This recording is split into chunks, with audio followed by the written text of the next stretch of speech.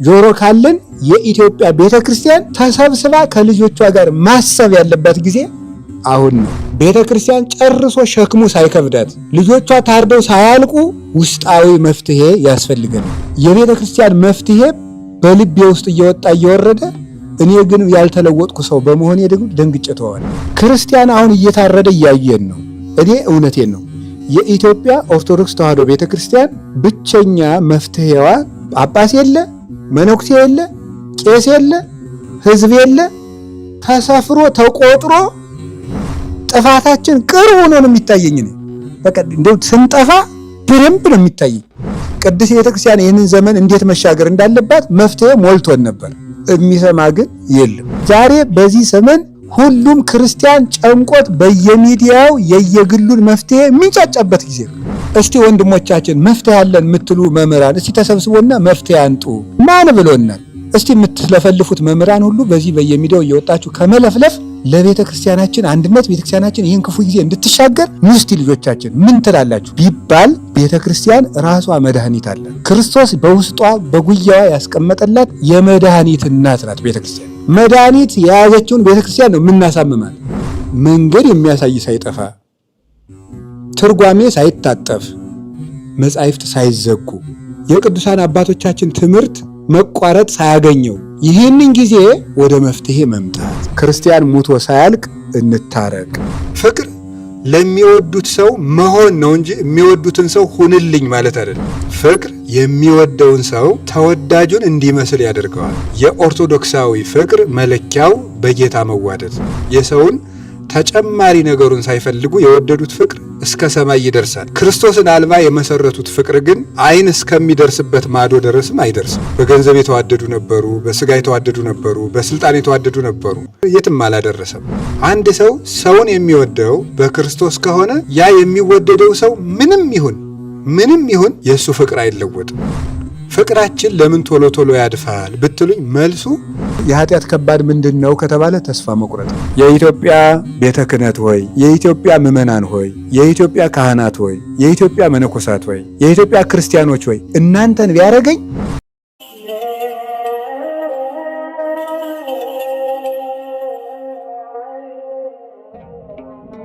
በስመ አብ ወወልድ ወመንፈስ ቅዱስ አሐዱ አምላክ። በስመ አብ ወወልድ ወመንፈስ ቅዱስ አሐዱ አምላክ። በስመ አብ ወወልድ ወመንፈስ ቅዱስ አሐዱ አምላክ አሜን። ይትባረክ እግዚአብሔር አምላክ አበዊነ ቅዱሳን ዘሰብሐ ምሕረቱ በላዕሌነ። ምሕረቱን ቸርነቱን ይቅርታውን በሕይወታችን ላይ ያጸናልን የአባቶቻችን ፈጣሪ እግዚአብሔር በልቡናችን አስበን በአንደበታችን ተናግረን ስለማንፈጽመው ስለ ቸርነቱ ሁሉ ስሙ የተመሰገነ ይሁን። የእናታችን የቅድስት ድንግል ማርያም የቅዱሳን መላእክት፣ የቅዱሳን ነቢያት፣ የቅዱሳን ሐዋርያት፣ የቅዱሳን ሰማዕታት፣ የቅዱሳን ጻድቃን በረከታቸው ረድኤታቸው ከእኛ ጋር ይሁን። መምህር አባ ገብረ ሥላሴ ምረት የዚህ የርዕሰ ገዳማት ወአድባራት ጣና ቅዱስ ቂርቆስ የአባቶችና የእናቶች አንድነት ገዳም አበምኔት፣ የተወደዳችሁ አባቶቻችን መነኮሳት፣ እናቶቻችን መነኮሳያት፣ ወንድሞቻችን ደቀ መዛሙርት እና የእግዚአብሔር ቤተሰቦች ይህንን ጉባኤ በዚህም ሆናችሁ በርቀትም ሆናችሁ የምትከታተሉ ኦርቶዶክሳውያን ሁሉ አንድ አምላክ በሚሆን በአብ በወልድ በመንፈስ ቅዱስ ስም እንደምን ዋላችሁ? እንደምን ሰነበታችሁ? እንደምን ቆያችሁ? ቸርነት ገንዘቡ የሆነ አምላካችን ስለ ቸርነቱ ሁሉ ስሙ የተመሰገነ ይሁን። በመካከላችን ተገኝቶ እንዲያስተምረን እንዲመክረን ቅዱስ ፈቃዱ ይሁንልን። እንግዲህ እግዚአብሔር ፈቅዶ ደግሞ ለዛሬው ቀን አድርሶናል። ዛሬ ደግሞ ሌላ ቀን ነው። ብዙ ሳምንታትን አብረን ቃል እግዚአብሔር እየተማማርን አለን። የእግዚአብሔር ቃል ለሕይወት የሚጠቅም እውነተኛ ምግብ ስለሆነ እግዚአብሔር ሲፈቅድ ብቻ የሚፈጸም ነው። በእውነቱ እግዚአብሔር ካልፈቀደ ቁጭ ብሎ የሚማርም የለም፣ ቁሞ የሚናገርም የለምና እግዚአብሔር በየሳምንቱ ቀን እየጨመረ ከዚያ በላይ ደግሞ ባልተገባ ጆሮአችን ቃል እግዚአብሔር እንድንሰማ ያልተገባው አንደበታችን ቃሉን እንዲናገር በቤቱም እንድንኖር በቸርነቱ ስለፈቀደልን ስሙ በድጋሚ የተመሰገነ ይሁን። እንደ እግዚአብሔር ፈቃድ ዛሬ የምንማማረው በቅዱስ መጽሐፍ ቃል ክረምቱ ሳይመጣ ፈጥነህና በሚል ርዕስ ነው የምንማማረው። ክረምቱ ሳይመጣ ፈጥነህና በሚል ርዕስ እንማማራለን። የሐዋርያው የቅዱስ ጳውሎስ መልእክት ለደቀ መዝሙሩ ለወዳጁ ለጢሞቴዎስ በላከው መልእክቱ በሁለተኛው ጢሞቴዎስ መልእክት ምዕራፍ 4 ቁጥር 21 ላይ የምናገኘው ኃይለ ቃል እንደምታውቁት ነው። ይህንን ቃል የተናገረው ቅዱስ ጳውሎስ ነው። ስለዚህ ዛሬ እግዚአብሔር ቢረዳንና ፈቃዱ ሆኖ ባቆየን መጠን ስለ ክረምት መግባት በፊት ምን ማድረግ እንደሚገባን እንማማራለን። በኢትዮጵያ ኦርቶዶክስ ተዋሕዶ ቤተክርስቲያን አቆጣጠር ከ10 ቀን በኋላ ክረምት ይገባል። ከ10 ቀን በኋላ ክረምት ይገባል። 91 ቀን ክረምት ይባላል። 91 ቀን በጋ ይባላል። 91 ቀን ደግሞ ጸደይ እየተባለ መከር እየተባለ ይጠራል። ስለዚህ ዓመቱ 91 ቀን ከ15 ኬክሮስ ተከፍሎ 4 ከዋክብት ይመግባሉ። 4 መላእክት ደግሞ ተመድበው ይህንን ያስተዳድራሉ። እነዚህ ብቻ አይደለም፣ በጣም ብዙ መላእክት አብረው ይህንን ይመግባሉ። ስለዚህ አሁን የክረምቱ ወራት በእኛ በኢትዮጵያውያን አቆጣጠር ከሰኔ 25 ጀምሮ ክረምቱ ገባ ተብሎ ይነገራል። ቅዱስ ያሬድ ነው ይህንን የከፈለው። ስለዚህ ከዚያ ጊዜ ጀምሮ ስለ ክረምት ነው የሚነገረው። እንግዲህ ከዛ በኋላ እስከ መስከረም 26 ድረስ የክረምት ነገር ይነገራል። በደመናው፣ በነጎድጓዱ፣ በመብረቁ፣ በዘሩ፣ በልምላሜው በዚያ ሁሉ ወንጌል ይሰበካል። አሁን እኔ ደግሞ ከግብዓተ ክረምት በፊት ያለውን ክረምት ሳይገባ ያለውን እንድንማማርበት ስለፈለግኩ ነው። የክረምቱን ጊዜ ክረምት ላይ እንማማራለን። አሁን ክረምት ሳይገባ ፈጥነህ ና በሚል ርዕስ ክረምት ከመግባቱ በፊት ያለውን ጊዜ ምን ያሳስበናል? እንግዲህ አሁን እንዳልኳችሁ በኢትዮጵያ አቆጣጠር ክረምት ሊገባ 10 ቀን ቀረው። ስለዚህ አሁን ይቺ 10 ቀን ምን ታስተምረናለች ነው። ክረምቱ ክረምት ነው፣ በዛው እንማረዋለን። ግን ክረምት ሳይገባ በፊት ያለው ጊዜ ምን ያስተምረናል? እሷን ብቻ ነው በአጭር ጊዜ የምንማማረው። ይህንን የተናገረው እንደነገርኳችሁ ቅዱስ ጳውሎስ ነው። የነገረው ደግሞ ቅዱስ ጢሞቴዎስ ነው። ለደቀ መዝሙሩ ለጢሞቴዎስ ነው የጻፈለት። በጣም ከሁሉም ደቀ መዛሙርቱ ሁሉ ቅዱስ ጳውሎስ አጥብቆ የሚወደው ደቀ መዝሙሩ ነው። ያ የሆነበት ደግሞ እጅግ ቁም ነገረኛ፣ መንፈሳዊ፣ የልጅ አዋቂ፣ በሰውነቱ የማይነቀፍ ልቅም ያለ ንጹሕ የቤተ ክርስቲያን መምህርና ጳጳስ ስለነበረ አጥብቆ የወደው ነበር እና ለዚህ ነው በጌታ ለምወደው ልጄ ለጢሞቴዎስ ብሎ የሚጽፍለት። በዝምድና አልወደደውም፣ በገንዘብ አልወደደውም፣ በሀብት አልወደደውም እና በጌታ ለምወደው ብሎ የተናገረው ቃሉ ምን ያምር ይላል ቅዱስ ዮሐንስ አፈወርቅ። እንዲህ ብሎ መናገሩ ምን ያምር! ሰዎች በብዙ ነገር ይዋደዳሉና በጌታ ለምወደው ልጄ ለጢሞቴዎስ ብሎ ነው የሚጽፍለት መጀመሪያ እና የኦርቶዶክሳዊ ፍቅር መለኪያው በጌታ መዋደድ ነው። በክርስቶስ መዋደድ እውነተኛ ፍቅር ይባላል። በሌላ የተመሰረተው ፍቅር ሁሉ ወንዝ አያሻግርም፣ መንገድ ላይ የሚቀር ነው። የሚዘልቀው ፍቅር በጌታ የተዋደዱት ፍቅር ነው። ክርስቶስን ማዕከል አድርገው የወደዱት የሰውን ተጨማሪ ነገሩን ሳይፈልጉ የወደዱት ፍቅር እስከ ሰማይ ይደርሳል። ክርስቶስን አልባ የመሰረቱት ፍቅር ግን ዓይን እስከሚደርስበት ማዶ ድረስም አይደርስም። በገንዘብ የተዋደዱ ነበሩ፣ በስጋ የተዋደዱ ነበሩ፣ በስልጣን የተዋደዱ ነበሩ። የሄሮድስና የጲላጦስ ፍቅር ነበር፣ የትም አላደረሰም። ስለዚህ በጌታ ኃይል የምወደው ልጅ ሰው መልኩን አይቶ ይወዳል፣ ሰው ሀብት አይቶ ይወዳል፣ ሰው ዕውቀት አይቶ ይወዳል፣ ሰው ዝና አይቶ ይወዳል፣ ሰው ገንዘብ አይቶ ይወዳል፣ ሰው ጥሩ ጸባይም አይቶ ይወዳል። ቅዱስ ጳውሎስ ግን በጌታ ለምወደው ልጄ ለጢሞቴዎስ በቃ በክርስቶስ ነው የወደደው። ጸባዩ እንኳን ቢከፋ ይወደዋል ማለት ነው። ያ ማለት ጸባዩ ቢከፋ እንኳን ይወደዋል። የሚወደው በክርስቶስ ስለሆነ አንድ ሰው ሰውን የሚወደው በክርስቶስ ከሆነ ያ የሚወደደው ሰው ምንም ይሁን የእሱ ፍቅር አይለወጥም። ምንድነው የሚለው? እስመ ፍቅር ይሬስዮ ለዘያፈቅር አምሳለ ዝኩ ዘይትፈቀር ይላል አረጋዊ መንፈሳዊ ሲናገር።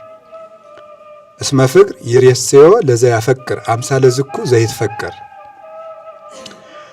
ፍቅር አለ የሚወድን ሰው ተወዳጁን እንዲመስል ያደርገዋል ይላል።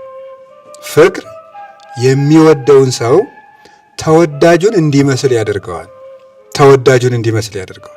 ማነው እንደዚህ የሚያደርገው? ፍቅር ነው።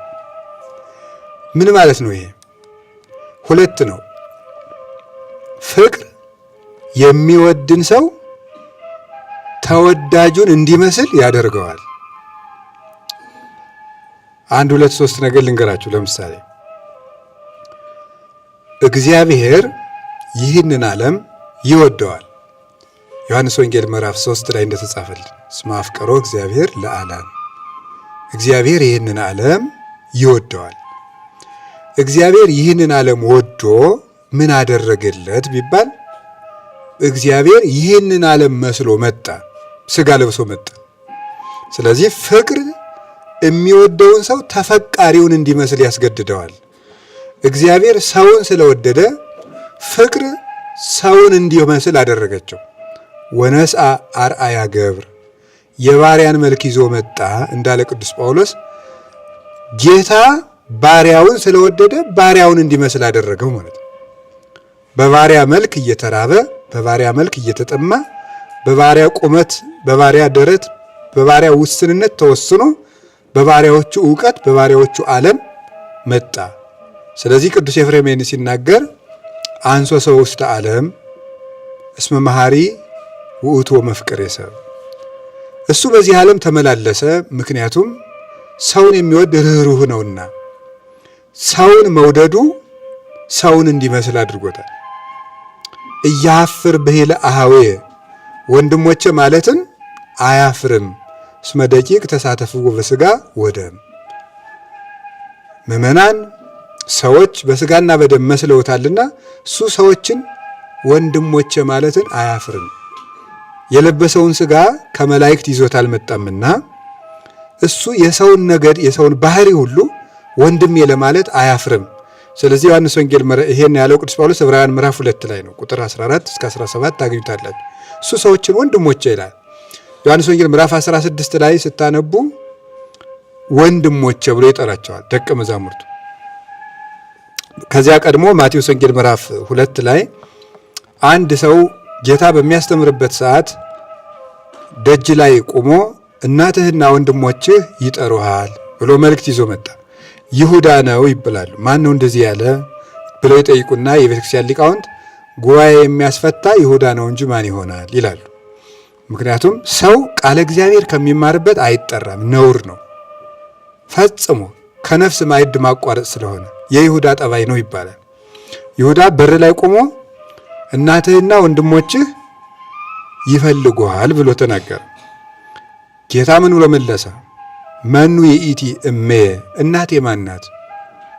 ወመኑ እሙንቱ አሃዌ ወንድሞችስ እነማን ናቸው? ነዮሙ እሜ ወአሃዌ እናቴና ወንድሞቼ እነዚህ ናቸው የእግዚአብሔርን ቃል የሚሰሙ ብሎ መለሰ። እናቴና ወንድሞቼ እነዚህ ናቸው። አያችሁ፣ ክርስቶስ ሥጋን ለብሶ ስለመጣ የሰው ልጅ ሁሉ ወንድሞቼ ማለትን አያፍርም። ምክንያቱሳ እስመ ፍቅር ይሬሰዮ ለዘያፈቅር አምሳለ ዝኩ ዘይትፈቀር ፍቅር የሚወድን ሰው ተወዳጁን እንዲመስል ያደርገዋል ስለተባለ እሱ ሰውን መስሎ እንዲመጣ ያደረገው ፍቅር ነው። ይህ ነው አባ ሕርያቆስ ፍቅር ሰሃቦ ለወልድ ኃያል እመንበሩ ወአብጽሖ እስከ ለሞት። ፍቅር ኃያል ወልደ እግዚአብሔርን ከዙፋኑ ስቦ ሰውን እንዲመስልና በዚህ ዓለም እንዲመላለስ አደረገው። እስካሁን ሰውን ከመሰለ አይቀር ምን ይቀርለታል? ሞትም አልቀረለትም። የሰው ልጆችን ሞትም እስከ መሞት ድረስ አደረሰው። አንክሮ ነው። አብጽሖ እስከ ለሞት ማለት አንክሮ ነው። ሰው መሆኑ ሲደንቀን የሰው ሞትን እስከ መሞትንም ያደረሰው ፍቅር ነው ይላል። ስለዚህ ቅዱስ ጳውሎስም እሱ ታዘዘ፣ ሁሉን ፈጽሞ ታዘዘ እስከ ሞት ድረስ ታዘዘ እስከ ለሞት ወሞቱ ይዘ በመስቀል እስከ ሞት ድረስ ደርሶ ታዘዘ፣ ሞቱን በመስቀል ነበር ይላል። ሞቱን በመስቀል ነበር የሚለውን ቃል የጠቀሰው ዝም ብሎ አይደለም። በመስቀል የሚሞቱ የተዋረዱ ፈጽመው የተናቁ ከወንጀል የመጨረሻውን የሰሩ ስለነበረ ወሞቱ ይዘ በመስቀል የሚለውን ቃል የጠቀሰው ከዚህ የተነሳ ነው። እና ፍቅር ተወዳጁን እንዲመስል ያደርገዋል። አረጋዊ መንፈሳዊ ግን ምን ይላል? ፍቅር ተወዳጁን እንዲመስል ያደርገዋል ያለው ጴጥሮስ በግ ነበር፣ ክርስቶስ ግን ስለወደደው እሱም ክርስቶስን ቢወደው በክርስቶስ ቦታ የሐዋርያት እንደራሴ ሆነ፣ በጎችን ጠብቅ አለው። ኖላዊ ክርስቶስ ነበር። ስለዚህ ፍቅር አፍቃሪውን በተፈቃሪው ቦታ ያስቀምጠዋል ማለቱ ጴጥሮስ ክርስቶስን ቢወደው በክርስቶስ ቦታ ጴጥሮስ ተቀመጠ፣ የበጎች እረኛ ተባለ። አነውቱ ኖላዊ ኄር ብሎ እንደተናገረ መልካም እረኛ ክርስቶስ ስለሆነ፣ ስለዚህ አንተም በጎችን ጠብቅ ካለው በክርስቶስ ቦታ ሆኗል። ለዚህ የሚያበቃ ፍቅር ነው። እግዚአብሔር ሰውን ቢወድ በሰው ቦታ መጣ። ሰው እግዚአብሔርን ቢወድ ደግሞ በእግዚአብሔር ቦታ ይሆናል ማለት በሱታፊ አምላክ እግዚአብሔርን ይመስላል።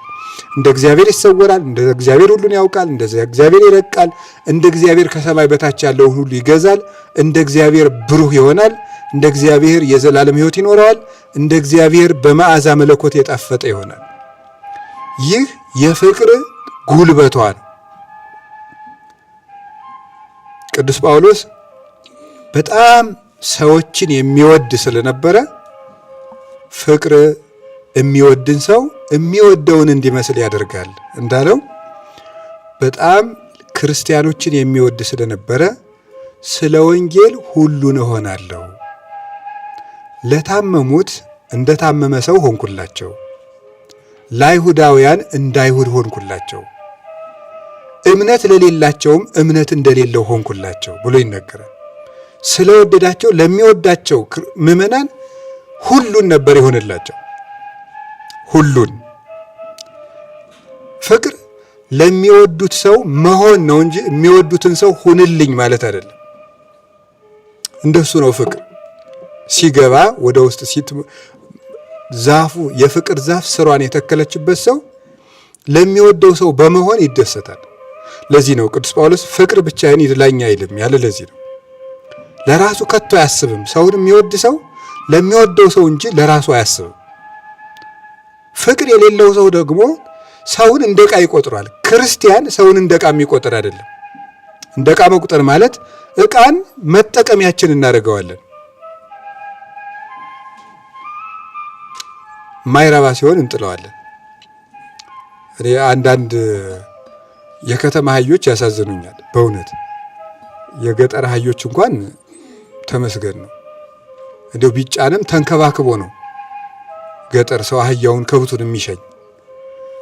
የከተማ ፈረስና አህያ ግን ተጭኖ በጋሪ አድርገው የሚጭኗቸውን አይታቸዋል። ቤት የሚያል ነገር ይጭኗቸውና መጫን ሲያቆሙ ሜዳ ላይ ይጥሏቸዋል። እና እኔ ሳያቸው ያሳዝኑኛል። እንደው ምጽድቅ እንዳይሆን እንጂ ይህንን ስትተብ ለሰው ባዘንክ ይላል። መቼም የኢትዮጵያ ሕዝብ ሙልጭ ያለ ፈሪሳዊ ነው። እውነት እንደው እግዚአብሔር በሚያውቀው ይቅር ይበለኝ መድኃኒዓለም። ሙልጭ አለ እንደው ፈሪሳዊ። አሁን እንደዚህ ሲል አቤት አቤት እንደው መጀመሪያ እንደው ለሚሞቱት ክርስቲያኖች ባዘንክ ምናምን እንደሚል አውቀዋለሁ ማለት ነው። እና እንደው ምን ጉድ ፍጥረት እንደሆነ አላውቅም። የሆነ የጠጣነው ነገር ያለ ይመስለኛል ማለት ነው። ቶሎ ብለን የጽድቅ ጠበቆች እኛ ሆነን ቁጭ እንላለን። እና ሰው ከልቡ ካዘነን ያለ ማዘኔንና ማዘኔን ሰው በሰው ልብ መግባት አይችልም። ወይ በው ሰብ ውስተ ልብ ሙቅ፣ የሰው ልጅ ያለ ድርሻው ይላል ቅዱስ ዳዊት። በሰው ልብ ጥልቅ ብዬ ሁሉን እመረምራለሁ ይላል። ወይትሊአ ለእግዚአብሔር፣ እግዚአብሔር ግን የሰውን ልብ እመረምራለሁ የሚል ሰውን አጥፍቶ ከብሮ ገኖ ሲመለክ ይኖራል። ልብን መመርመር የእግዚአብሔር ነው። ስለዚህ እነዚህ አህዮች ይገርማቸዋል፣ ያሳዝኑኛል። አይጣልም፣ ነውር ነው። ፈጽሞ አገልግለዋል። ተጡረው በአገለገሉት ቤት ምናልባትም ጋሪዎቹ በተሸከሙት ድንጋይ ሊሆን ይችላል ቤቱ የተሰራው። በዚያ ቤት ተጡረው መሸኘት አለባቸው። የእግዚአብሔር ፍጥሮች ናቸው። ልክ እንደዚያ ተጠቅሞ መጣል ነው። ኦርቶዶክሳዊ ሰው ጭንቅላቱ ሰውን ወደድኩ ብሎ የወደደውን ሰው እንደ አህያ ገጥቦ የሚጨርስ አይደለም። ለሚወደው ሰው የሚኖር ነው። እንደሱ ነው ኦርቶዶክሳዊ ሰው ማለት። እኛ ግን ሰውን ከወደድ ነው ምን እንዳለን፣ ብትወደኝማ እንዲህ ታረግልኝ ነበር፣ ብትወደኝማ እንዲህ አታረግብኝም ነበር፣ ብትወደኝማ እያለ መቀጠል። እንደዚህ ያለ ፍቅር የለም በእውነቱ። ፍቅር የራስን ድርሻ ያሳያል እንጂ የሰውን ድርሻ አያሳይም። እና ቅዱስ ጳውሎስ በጣም ፍጹም ፍቅርን እንደ ጨው የቀመሳት ተሸክሟትም የሚዞር የቅዱስ ጳውሎስ መሳሪያው ምንድን ነው ተብሎ ቢጠየቅ ፍቅር ነው። መሳሪያው ፍቅር ነው። እና ለዚህ ነው ተፋቅሮስ እያወድቅ ፍቅር ፈጽሞ አይጥልም ያለ። ለዚህ ነው ሁሉም ነገር ይወድቃል፣ ፍቅር ግን ጥሎ አያውቅም ይላል ቅዱስ ጳውሎስ። ፍቅር ጥሎ አያውቅም። እግዚአብሔርም መውደድ ሰውን መውደድ ጥሎ አያውቅም። የሰውን ልጆች ጥሏቸው የሚያውቀው ጠብ ነው። ፍቅር ግን ሰውን አያዋርድም። የሰው ልጅ በምድር ላይ በፍቅር ተዋርዶ አያውቅም። በፍቅር የገጠመው ውርደት እጥፍ ድርብ ክብር ነው የሚሆነው። በጣም ከከበሩት ክብር በፍቅር የተዋረዱት ውርደት የተሻለ ነው። እና ቅዱስ ጳውሎስ በጣም ሰውን የሚወድ ትሁት ስለሆነ በክርስቶስ የምወደው ልጅ አንድን ክርስቲያን ሲወድ ቅዱስ ጳውሎስ የክርስቶስ አካል እንደመሆኑ እንጂ መጽደቅ ግዴታ ሆኖበት ሰው የሚወድ ሰው አልነበረም። ቅዱስ ጳውሎስ መጽደቅ ግዴታ ሆኖበት ሰው የሚወድ ሰው አለ። ይሄ ፍቅር አይባልም፣ ንግድ ነው። መጽደቅ ግዴታ ሆኖበት ማለት መቼስ ገሃነም እንዳይበላኝ ምን ይደረጋል፣ እንዴት እየሳቱ እንዳይበላኝ እንዴት አድርጌ ስጋው ደሙ ልቀበል ልታረቅ እንጂ ብሎ እያስጠላው የሚታረቅ ሰው አለ እንጂ እሱ አይደለም። አሁን እጁ እያስጠላው የሚወድ ሰው የለም። እውነት ይሄ እንኳን ቆስሎ የሸተተ ጣት እንኳን ቢኖረው እንደ በጣም በብዙ ቁስል እንደ ያን ቁስሉን ራሱ እኮ ይሄድ ምናምን ብሎ ሰው ቢሰድብበት አይወድም። አካሉ ነው ምንም ቢሆን ማለት እንደው የተበላሸ አካሉን እንኳን ሰው ሲሰዱበት ጣት ጥሩ ናት ሲሉን ነው ደስ የሚለው። የተበላሸ ጣቱን እንኳን ቢሆን አይኑ ጠፍቶ እዚህ ላይ እዥ እየፈሰሰው እንኳን እንደው አይንህ ጥሩ ነው ቢሉን ነው ደስ የሚለው። አካሉ ስለሆነ ነው። ጭንቅላቱ እኮ የታመመ እንደሆነ ያውቀዋል። ቅዱስ ጳውሎስ በኃጢአት የተዋረደን ሰው እንኳን የሚያዝንለት የክርስቶስ አካል እንደመሆኑ ነው። መጽደቂያ ሆኖበት የሚያገለግል አይደለም ቅዱስ ጳውሎስ። በቃ እግዚአብሔር ይቀጣኛል ብሎ የሚሮጥ አይደለም። የሚሮጠው ፍቅር ግዴታ ሆኖበት ነው። እንዴት ያለ ሰው እንደሆነ ቅዱስ ጳውሎስ በጣም ነው የሚገርመው። ወንጌልን ባልሰብክ ወዮልኝ ይላል። ወንጌልን ባልሰብክ ወዮልኝ የሚለው አይ ካልሰበኩ ክርስቶስ ጥሩ አድርጋ አልሰበክም ብሎ ይቀጣኛል ብሎ አይደለም። ፍቅር ነው ወዮልኝ የሚያስብለው። እኔ በጣም የሚገርመኝ አይሁድ የሚድኑ ቢሆን እኔ ከክርስቶስ እንኳን ተለይቼ የተረገምኩ እስከሆን ድረስ ክርስቶስን እለምነዋለሁ ይላል። እኔ ቀርቶብኝ አይሁድ እንኳን መንግስተ ሰማያት ቢገቡ ያን አደርገዋለሁ ይላል።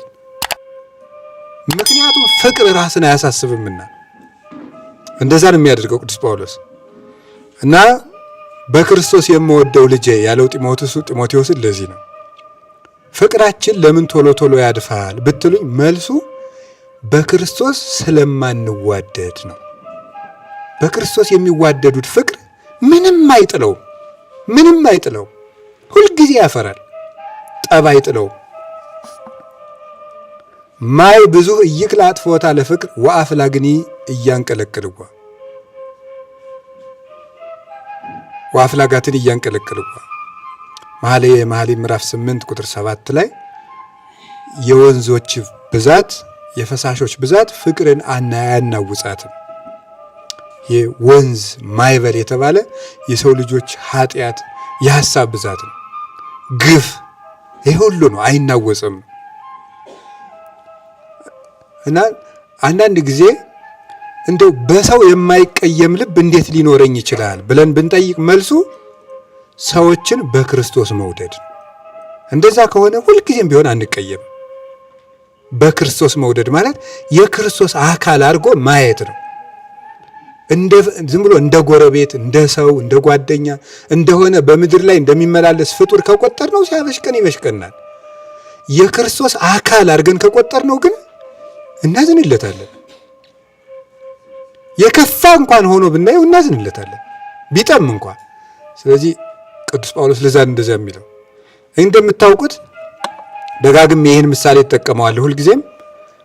ከአካል ክፍላችን አንዱ ቢቆስል፣ የኔ ምሳሌ አይደለም በእርግጥ የቅዱስ ዮሐንስ አፈወርቅ ነው። ከአካል ክፍላችን አንዱ ቢቆስል ይበልጥ የምንጠነቀቅለት ለዚያ ለቆሰለው አካል ነው። በደንብ አሁን ልተኛ ብል እንደዚህ ተጠንቅቄ የምተኛው ለታመመው ጣቴ ነው። ደህናውን ዝም ብዬ እንደዚህ ሁሉ አልጫ ነው እችላለሁ። የታመመውን ግን እንደዚች አድርጌ ደረቴ ላይ ይዤው ላድር እችላለሁ። ቁስሉን እንዳልጫ ነው። ለምን? ስለታመመ። ለከፋው ወንድምህ የበለጠ እንክብካቤ አድርግለት ይላል ቅዱስ ዮሐንስ አፈወርቅ። የበለጠ ለታመመው አካል እንክብካቤ እንደምታደርግለት ያ ወንድም የክርስቶስ ነው፣ የክርስቶስ አካል ነው ይላል። እና ቅዱስ ጳውሎስ በክርስቶስ ለምወደው ልጄ ለጢሞቴዎስ ያለው ምን ያምር ያለው ቅዱስ ዮሐንስ አፈወርቅ ለዚህ ነው። ምን ያምር የቅዱስ ጳውሎስ ጋር መምህራን ደቀ መዛሙርታቸውን ብዙ አንድ የተለመደ ነገር አለና ብዙ ቢወልዱ አመሉን አይቶ አንዱን ይወዱ እንዲሉ ይላሉና መምህራን ደቀ መዛሙርታቸውን የሚወዱ አመለ ሸጋውን አይተው ነው።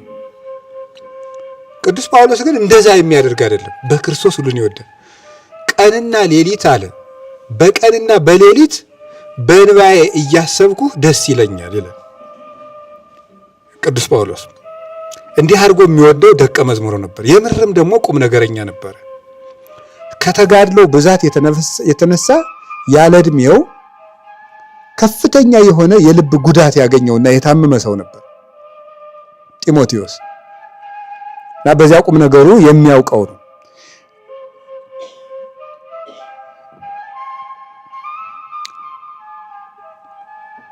አያችሁ ፍቅር ተፈቃሪውን ያደርጋልና መልእክት ሲጽፍ ምንድነው የሚጽፈው ቅዱስ ጳውሎስ?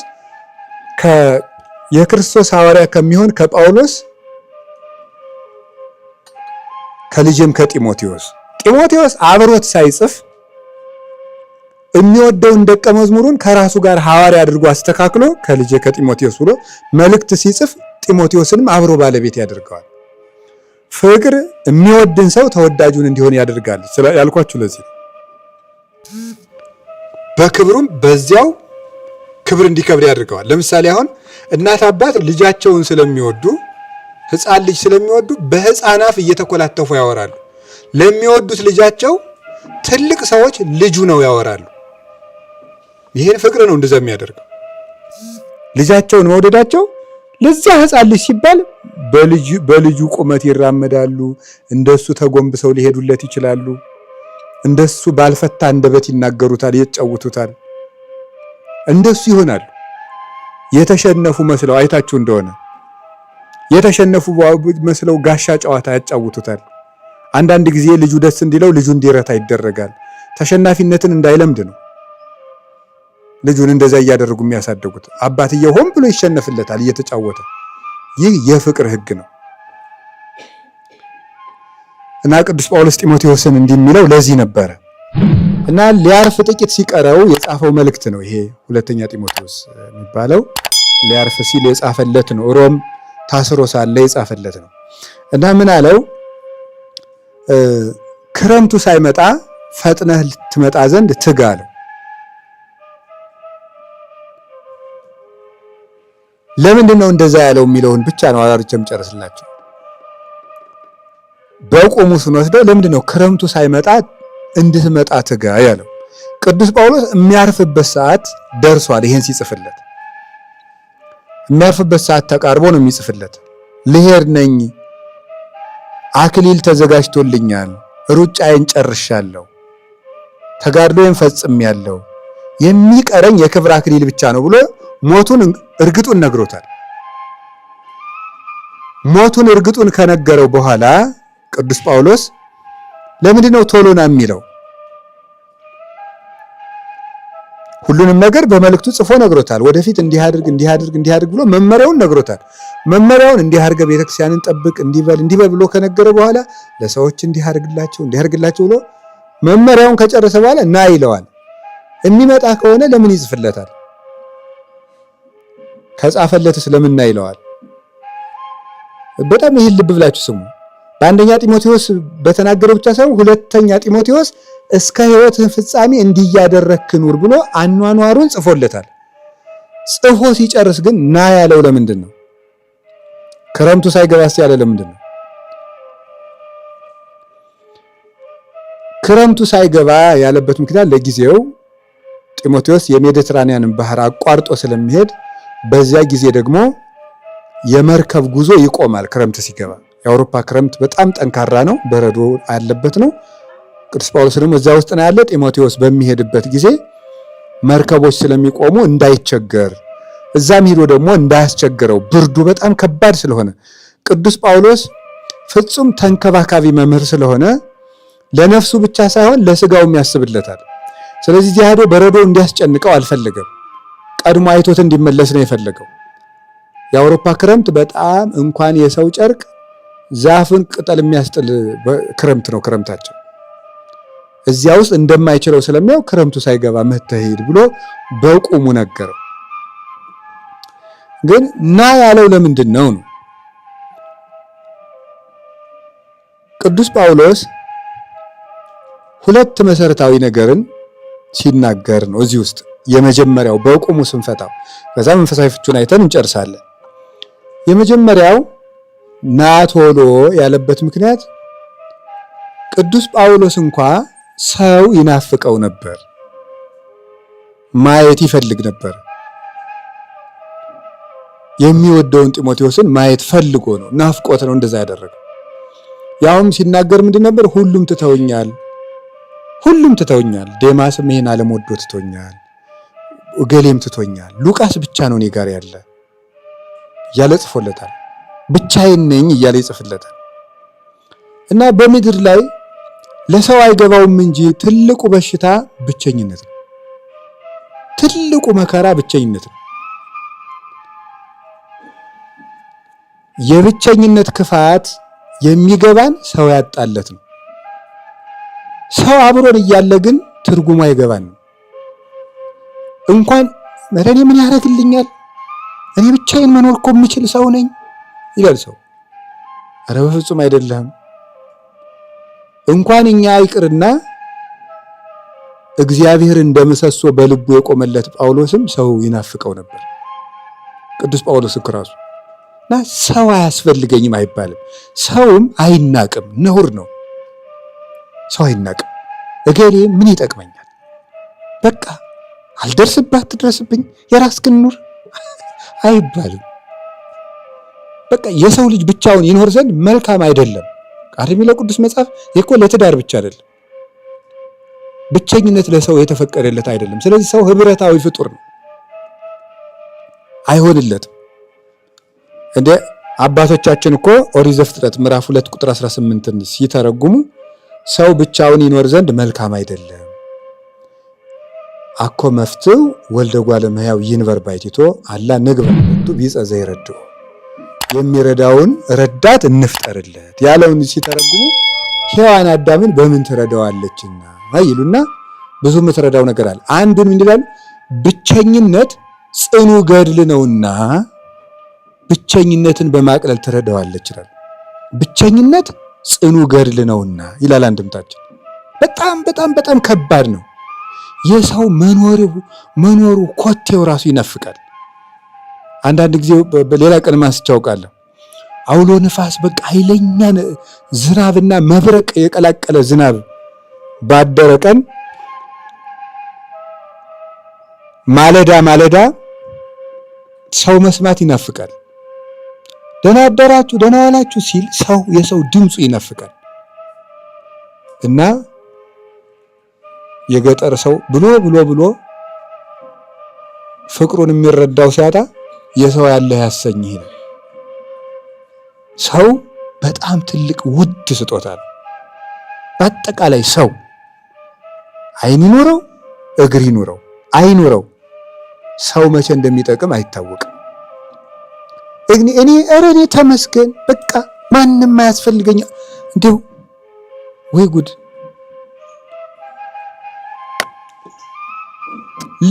ለጻድቁ ለጳውሎስ ሰው አስፈልጎታል። ለጻድቁ ለቅዱስ ጳውሎስ፣ ለጴጥሮስ እንኳን ሰው አስፈልጎታል። ቅዱስ ጴጥሮስ ታስሮ ሳለ ያስፈቱት ምዕመናን ናቸው በጸሎት። እነሱ ምህላ ይዘው ነው መልአኩ ቅዱስ ሚካኤል ሄዶ ከታሰረበት አውጥቶ ከምህላቸው ላይ ያደረሰው። ለቅዱስ ጴጥሮስ እንኳን የምዕመናን ጸሎት አስፈልጎታል። ራሱ ጌታችን ኢየሱስ ክርስቶስ ለመረጠው ለቅዱስ ጴጥሮስ እንኳን ሰው ያስፈልገው ነበር። እኔ ብቻዬን በቃ ለራሴ በቃለሁ አይባልም ፈጽሞ።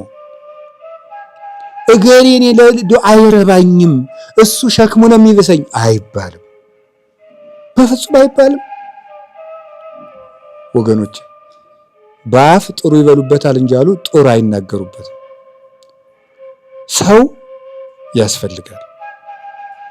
እንዲሁም ጥሩ የገጠር አባቶች ሲጸልዩ እነሱ መቼም እውነቴ ነው እንደው ከኛ ምጽድቅ የነሱ የልብ ጽድቅ ይሻላል እና የሰው መውደዱን የቀና መንገዱን ስጠኝ ይላሉ።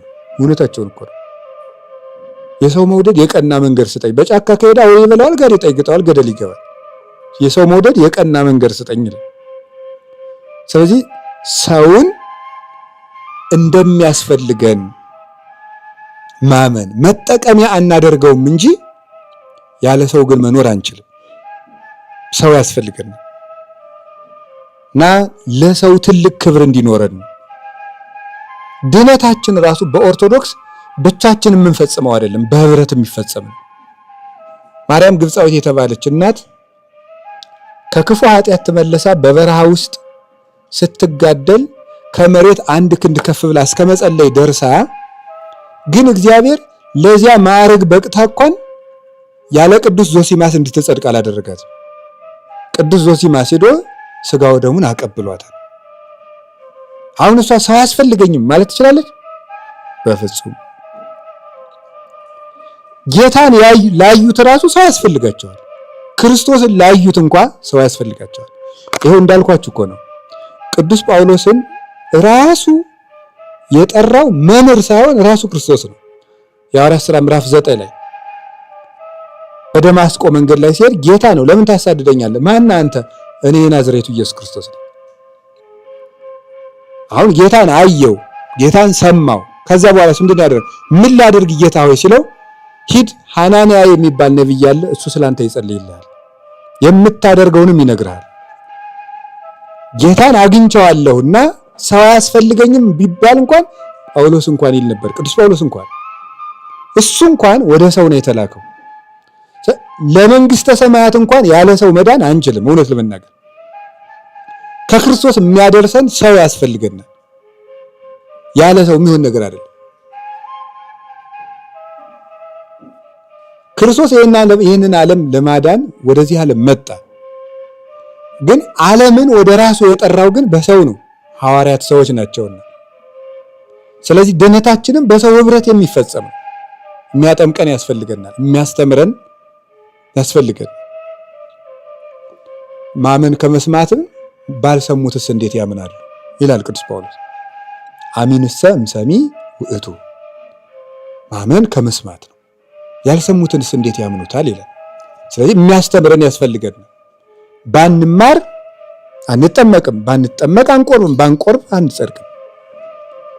የሚያድነን ክርስቶስ ቢሆን ግን ድነታችን ግን በህብረት የሚፈጸም ነው። ለብቻ የሚሆን ድነት የለም። ስለዚህ ለመጽደቅም ሰው ያሻናል። ለመጽደቅም በምንም ታምር ሰው ጥሎ መንግስተ ሰማያት የለም። ሰው ጥሎ መንግስተ ሰማያት የለም። ሰው ጥሎ ክርስቶስ የለም። ሰው ገፍቶ ክርስቶስ የለም። በምንም ታምር ወንጌል ይህንን አትነግረንም። ነቢያትም ሐዋርያትም ይህንን አይነግሩንም። እንደሱ ነው። አሮን እኮ ምንም ጥፋት ሳይኖርበት እግዚአብሔርን እያገለገለ በተለይ በኋላ በትክክል ሕጉ ከተሰራለት ታቦት ከቆመ መቅደስ ከገባ በኋላ አሮን ነውር የሌለበት ካህን ነው። ግን እግዚአብሔር የነቀፈው በምንድን ነው? የወንድሙ ፍቅር ስለጎደለው የአሮን አገልግሎት ጎደሎ ነበረ። ለምጽ ወጣበት። ምንም እኮ አልጎደለውም። የእግዚአብሔርን መስዋዕቱን፣ አለባበሱን፣ ልብሰ ተክህኖውን አላጎደለውም። በአሮን ሰውነት ላይ ለምጽ የወጣበት ምን ጎሎት ቢሉ የሙሴ ፍቅር ጎሎት። ሙሴን ስላማው እግዚአብሔር አሮንን በለምጽ መታው። ሰው ከጎደለን መንግስተ ሰማያት ይጎለናል፣ ክርስቶስ ከኛ ይሰደዳል። በተባበራችሁበት በዚያ እኔ እገኛለሁ ነው ያለ። በተለያያችሁበት በዚያ እኔ እገኛለሁ የለም። በምንም ካላስፈለገኝ ራቅ ብዬ ራሴን እጸድቃለሁ የሚባል ነገር የለም። እስከ መጨረሻው ከሰው ጋር የሚዳንበት ነው።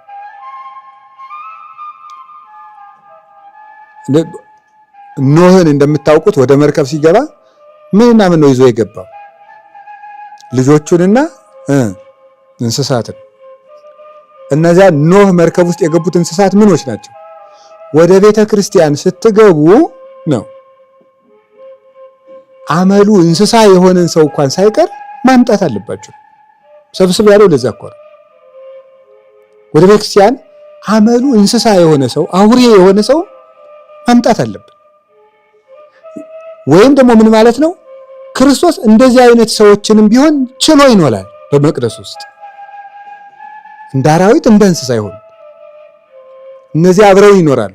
አይ ጌታ ሆይ እንክርዳዱን አጥፍተህ ስንዴውን ብቻ በመቅደስ አኑርልን፣ ክፉ አባቶችን ነቃቅለህ ደጋግ አባቶችን ብቻ ስጠን፣ ክፉዎችን አባቶች ነቃቅለህ አጥፋቸው፣ አውሬውን አስወጣው፣ እባቡን አስወጣው፣ ጥንቸሉን አስወጣው፣ ዝንጀሮውን አስወጣው፣ ቀበሮውን አስወጣው፣ ኖህ ብቻ ይኑርልን፣ የእሱ ልጆች ብቻ በመርከቡ ይኑርልን አይባልም። አንችልም። ክርስቶስ በቤተ ክርስቲያኑ አራዊትንም እንስሳትንም ሰብስቦ ይኖራል። ያን ያደርጋል። የእግዚአብሔር ቸርነት ነው ይሄን የሚያደርገው። በማንም ላይ የመፍረድ ስልጣን የለንም። የምንፈርድበት ሞራልም የለንም። ሁላችንም ታማሚዎች ነንና ቀኝ አይኑ የታመመበት ሰው ግራ አይኑ በታመመ ሰው ሊስቅ አይችልም። ምንም ሁሉም ያው ከእግር እስከ ራስ ድረስ ያልታመመ የለም ብሏል ኢሳይያስ። አንዱ ጨጓራ ቢያመው አንዱ ልብ ህመም ቢያመው ማን በማን ይስቃል? ህመም የኃጢአት ልዩነት ነው እንጂ ያልታመመ የለም። ስለዚህ ሰው ያስፈልገናል። እገሌ ክፉ ነው አያስፈልገንም፣ እገሌን አያሳየኝ አይባልም። ዘመዶች ቁርባንም፣ ጸሎትም፣ ምንኩስናም፣ ቆብም፣ ቀሚስም፣ መቁጠሪያም፣ ምጽዋትም፣ ማህበር መጠጣትም፣ ተክሊል ማግባትም፣ ቅስናም፣ ጵጵስናም ሰው ጥሎ መንግስተ ሰማያት የለም። እና ሰው የሚናፈቅ ፍጡር ነው። ሰው የሚያስጠላው ሰው ክርስቶስን የሚጠላ ሰው። ለዚህ ነው መተህ እንድታይ ሳልሞት ልህ። እኔ እውነት ቅዱስ ጳውሎስ በጣም ነው የሚገርመው እኮ እንዴ! ምንድነው ያለ? ፊልጵስዩስ መልእክቱ ምዕራፍ 1 ላይ ልሄድ ከክርስቶስ ጋር ልኖር እናፍቃለሁ አለ። ምን እንደምመርጥ አላውቅም፣ ወደ ጌታዬ መሄድ እፈልጋለሁ። ብኖርም ደግሞ ከዚህ መልካም ነው፣ ለኔ ሕይወት ማለት ክርስቶስ ነው፣ በሱ ከሆነ ሞትም ቢሆን ጥቅም ነው አለና ወደ ክርስቶስ ልሄድ እናፍቃለሁ ያለው ሰው ቅዱስ ጳውሎስ መሞቻው እንደደረሰ እያወቀ ወደ ክርስቶስ ሊሄድ ሲል እንዴት ጢሞቴዎስ ይናፍቀዋል? ልቡ በጣም ሰው የሚወድ ክርስቶስን የሚመስል ፍጹም አፍቃሪ ልብ ያለው ሰው ስለሆነ ነው ቅዱስ ጳውሎስ።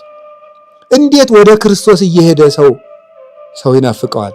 ለካማ ወደ ክርስቶስ የቀረበ ሰው ነው ሰው የሚናፍቀው።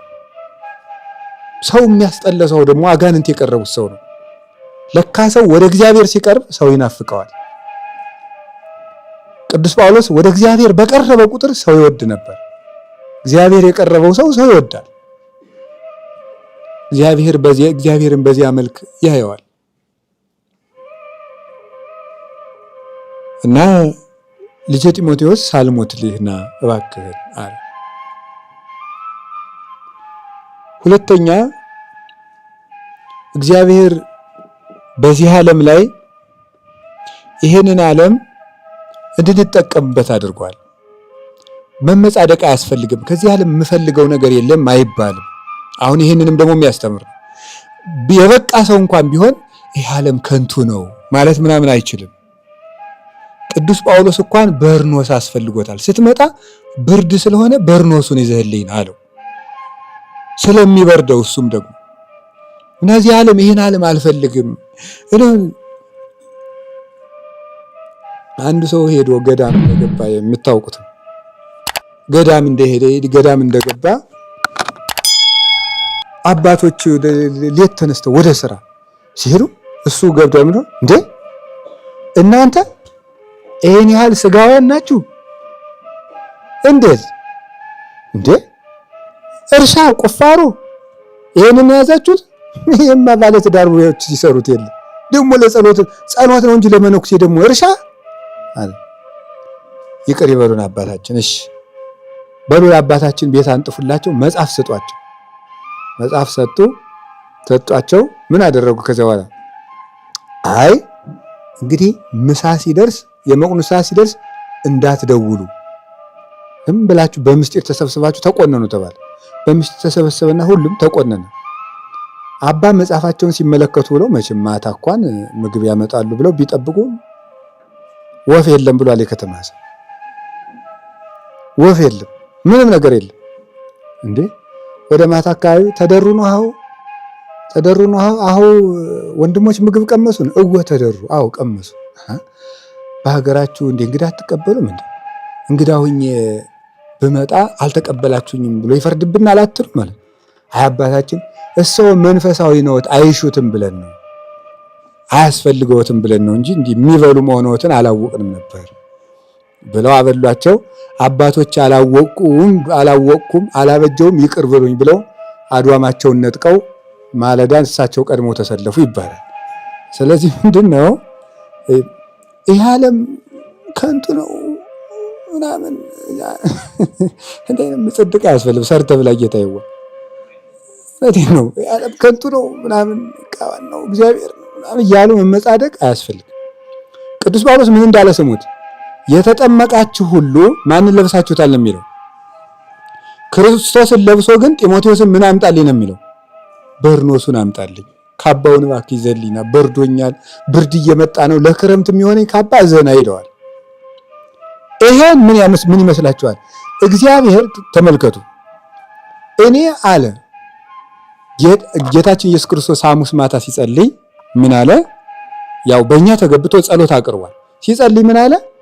አባቴ ሆይ አኮ ከመትንስኦሙ እማለም አላ ከመተቀቦሙ ከዚህ ዓለም እንድትወስዳቸው አለምንህም በዚህ ዓለም እንድትጠብቃቸው ነው እንጂ ብሎ ተናግሮ ነበር። ይሄ ምን ማለት መሰላችሁ? ጌታ እሱን ስለወደድ ነው ጸሎት ስለምንጸልይ ስጋው ደግሞ ስለምንቀበል ስለምናስቀድስ ክርስቲያን ስለሆን የተለየ ስጋዊ እንክብካቤ እንዲያደርግልን መጠበቅ የለብን። እንደ ፍጥረት ይንከባከበናል። እንደ ሰው ልጅ ነው። ለኛ አያዳላልን። ለሰው ሁሉ የሚያዘንበውን ዝናብ ነው የሚሰጠን። ለሰው ሁሉ የሚያወጣውን ፀሐይን የሚያወጣል። ለሰው ሁሉ የሚያበራውን ብርሃን ያበራልናል። ለሰው የሚያፈራርቀውን ወቅትን ክረምትና በጋ መዓልትና ሌሊት ነው የሚያፈራርቅልን። ለኛ የተለየ ነገር የሚያደርገው ነገር የለም። የተለየ ለክርስቲያኖች የሚወጣ ፀሐይ የለም። ስለዚህ ህመምም እንደ ሰው እንታመማለን፣ እንዲያውም አብልጠን እንታመማለን እሱን መምሰል ስላለብን።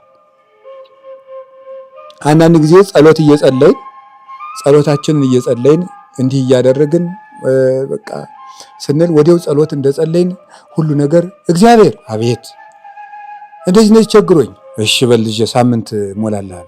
እግዚአብሔር አቤት ማክሰኞ እንደዚህ አይነት ነገር አድርግልኝ፣ እሺ ልጄ። እግዚአብሔር አቤት እኔ እንትና እያበሸቀኝ ነው፣ እሺ ልጄ አሳርፍልሃለሁ። እግዚአብሔር እንደዚህ የሚል የምንለው ይመስለናል። እና እግዚአብሔር እንደ የኛ ሰራተኛ አይደለም። እንደውም በዚህ ስለ ጸሎት ሲናገሩ የቤተክርስቲያን አባቶች ምን ይላሉ?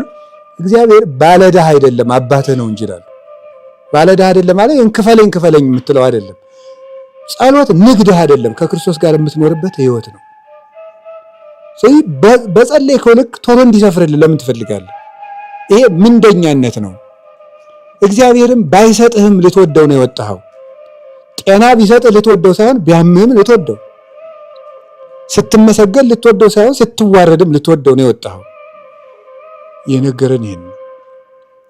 ስለዚህ እግዚአብሔር በዚህ ዓለም ጳውሎስን ሊበርደው ነው ጌታን ለብሶ እንዲህ ሲባል ነገር የለም። እንደዚህ ያለች ነው የተባለው። አንድ እማሆይ ገዳም ገብተው ዕለቱን የገቡለት ነው አሉ። ድንገት እሳት እየሞቁ ተፈራጥሮ በልቷቸው የገቡለት እኮ ነው ገዳም። እሳት ሙቁ ብለው ትተዋቸው ሌሎች ነባር እናቶች ሊጸልዩ ሲሄዱ እሳቸውም ልጆ እሳት እየሞቁ ፍንጥር ብሎ ይፈጃቸዋል። እናንተ እኛን ጻድቃኖቹን እንዲህ ያደረገ ኃጥአንንማ እንዲህ ሊያረጋቸው ነው አሉ። እንዴ ዕለቱን የገቡለት እኮ ነው። እናቴ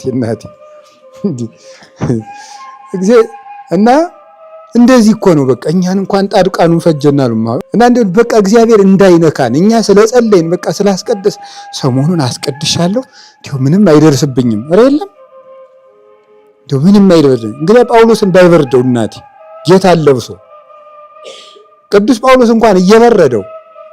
ስለዚህ እግዚአብሔር መከራ እንዳንቀበል አለ። እንዲያውም እግዚአብሔር ይሄንን ዓለም የናቀው እንኳን በሱ በሚያምኑት የሚሸነፍ መሆኑን በማሳየት ነው።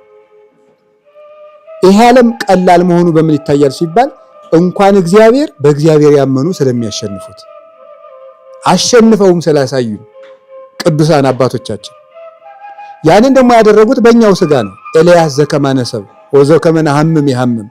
ኤልያስ እንደኛ ሰው ነበር። እኛ እንደምንታመም ይታመማል ማለት ለኤልያስ እግዚአብሔር የተለየ ስጋ አልገጠመለትም።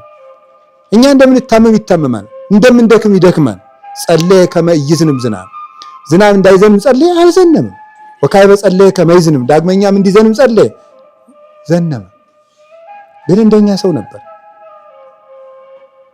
አንድ ሰው ወደ ቅድስና በሄደ ቁጥር ወደ ጸሎት በቀረበ ቁጥር ከማይጸልዩት የተለየ ምድራዊ እንክብካቤ እግዚአብሔር እንዲሰጠው አይጠብቁም። ቅዱሳን ከዚህ የወጡ ናቸው። ቅዱስ ጳውሎስን እንኳን ከመታሰር ያላዳነ ጌታ ሌላው ክርስቲያን እንዳይታሰር አያደርግም እግዚአብሔር። ቅዱስ ጳውሎስ እንዳይበርደው ያላደረገ ጌታ እኛን እንዳይበርደን አያደርግም። ቅዱስ ጳውሎስ እንዳይሳደብ ያልተከላከለለት ጌታ እኛን እንዳንሰደብ አያደርግም።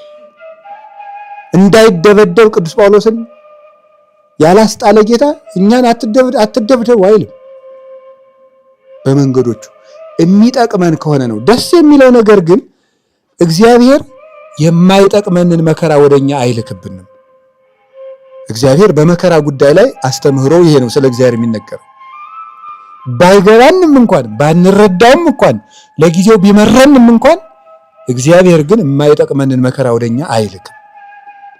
ርኅሩህ ስለሆነ መለኮታዊ እንክብካቤው ከኛ አይርቅም የተባለበት ምክንያት መከራው ውስጥ ጸጋን ስለሚያስገኝ ነው።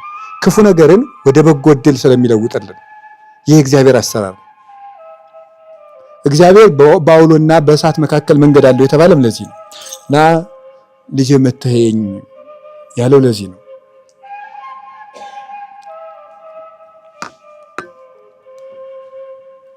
በርኖሱንና መጽሐፉን አምጣልኝ ያለው ከዚህ የተነሳ ነው። ከዛ መጨረሻ ላይ ግን ሞት ቅዱስ ጳውሎስ ክረምት ያለው ሞቱን ነው ይላሉ አባቶቻችን። ቅዱስ ጳውሎስ ክረምት ብሎ የጠራው ሞቱን ነው። ስለዚህ አሁን ክረምት ተብሎ ሲጠራ በዛሬው ትምህርታችን አጠራር ስለ ሞት ነው እያወራን ያለ ነው ማለት ነው። በዛሬው ትምህርታችን። በሌላው ትምህርታችን ደግሞ ስንገናኝ ክረምት ደግሞ ሌላ ነገር ነው። ክረምት ክርስቶስም ዝናብ ስለሚባል ማለት ነው። በዚህኛው ደግሞ ሌላ ትርጉም አለው። ክረምት ያለው ሞትን ነው። አባቶቻችን በአንድምታቸው 3 ተርጓሚ ሰጥተውታል። ሌሎች አባቶች ደግሞ ሌላ ትርጉም ጨምረውበታል። አንደኛው ክረምት ብሎ የጠራው ሞትን ለምንድን ነው ሲባል አባቶቻችን ክረምት ታች ውሃ ነው ላይ ውሃ ነው አያስተያይም፣ ሳንሞት እንተያይ ማለቱ ነው ጳውሎስ ይላል። ክረምት ላይ ውሃ ነው ታች ውሃ ነው አያስተያይም፣ ሳንሞት እንተያይ ነው። እውነቴን ነው። አሁን እኔ የሚገርመኝ ነገር በኢትዮጵያ የለመድነው ነገር ሰው ሲሞት ማልቀስ ለምዶብናል። ብንለፈልፍ ግን ሌላውን የሚሰማ የለም። ሰው ሲሞት ማልቀስ ግን ጌታው እያልን ማልቀስ እናውቅበታለን። እንደው ግን ካብለለለ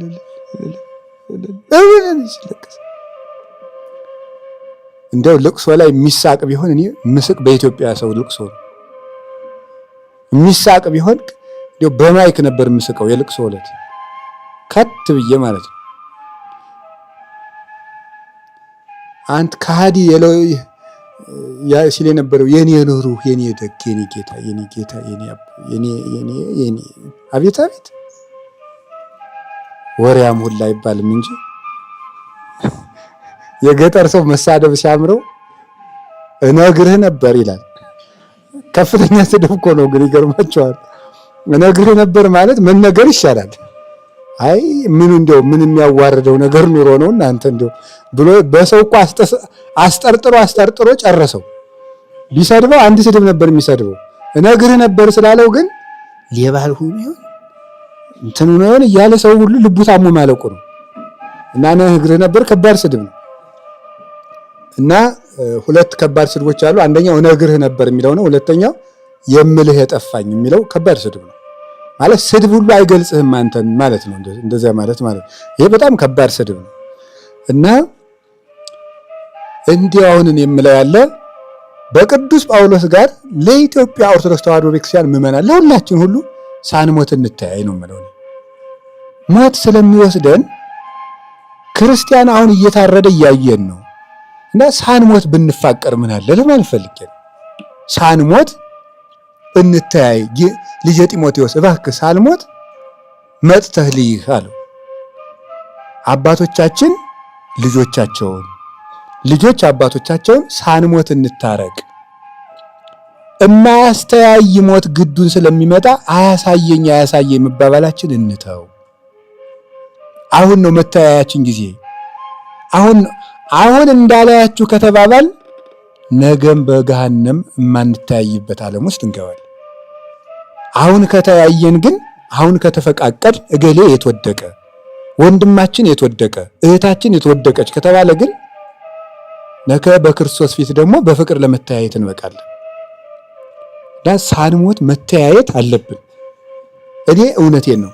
የኢትዮጵያ ኦርቶዶክስ ተዋሕዶ ቤተክርስቲያን ብቸኛ መፍትሄዋ መሰብሰብ ብቻ ነው። መሰብሰብ ዲያብሎስ የሚሰጠንን የቤት ስራ ሁሉ አውጥተን ጥለን መሰብሰብ። የመጀመሪያው አንድ መሆን የኢትዮጵያ ቤተክርስቲያን መፍትሄዋ ነው። ሁልጊዜም ቢሆን እኔ አሁንም ቢሆን ቅዱስ ጳውሎስስ በክብር ሳልሞት ልይህ ነው ያለው። እኛ ደግሞ ተበልተን ሳናልቅ ሳንሞት ብንገናኝ ጥሩ ነው። እማያገናኝ ሞት ስላለ ሞት መጋረጃ ነው። ክረምት አያተያይም፣ ውሃው ይሞላል። በቃ ማዶ ለማዶ ሆኖ መክረም ነው እስከ መስከረም። አሁንም የማያተያየን ሞት ስለሚመጣ ወንድሞቻችን እህቶቻችን ጋር መፋቀር፣ ቤተ ክህነት እንደ ቤተ ክህነት እኔ አንተን ቢያረገኝ ይላል አንዳንድ ሰው ምክር ሲመክር፣ እኔ አንተን ቢያረገኝ እንዲህ ያረግ ነበር የሚባለው። እኔ አሁን አንድ ሰው በቃ እኔ ያልሆንና ሌላ ሰው የሆነ ሰው እየመከረን አድርጋችሁ ቁጠሩ። አሁን ቅዱስ ጳውሎስ እየመከረ እንደሆነ እንደሚመክረን አስቡ። የኢትዮጵያ ቤተ ክህነት ሆይ፣ የኢትዮጵያ ምዕመናን ሆይ፣ የኢትዮጵያ ካህናት ሆይ፣ የኢትዮጵያ መነኮሳት ሆይ፣ የኢትዮጵያ ክርስቲያኖች ሆይ እናንተን ቢያረገኝ አሁን ተሰብስቤ አንድ ሆን ነበር ነው የሚለን ቅዱስ ጳውሎስ። ቢያንስ እንደው ኑረን መፋቀር እንኳን ቢያቅተን እየሞትን መታረቅ እንዴት ያቅተን ነው?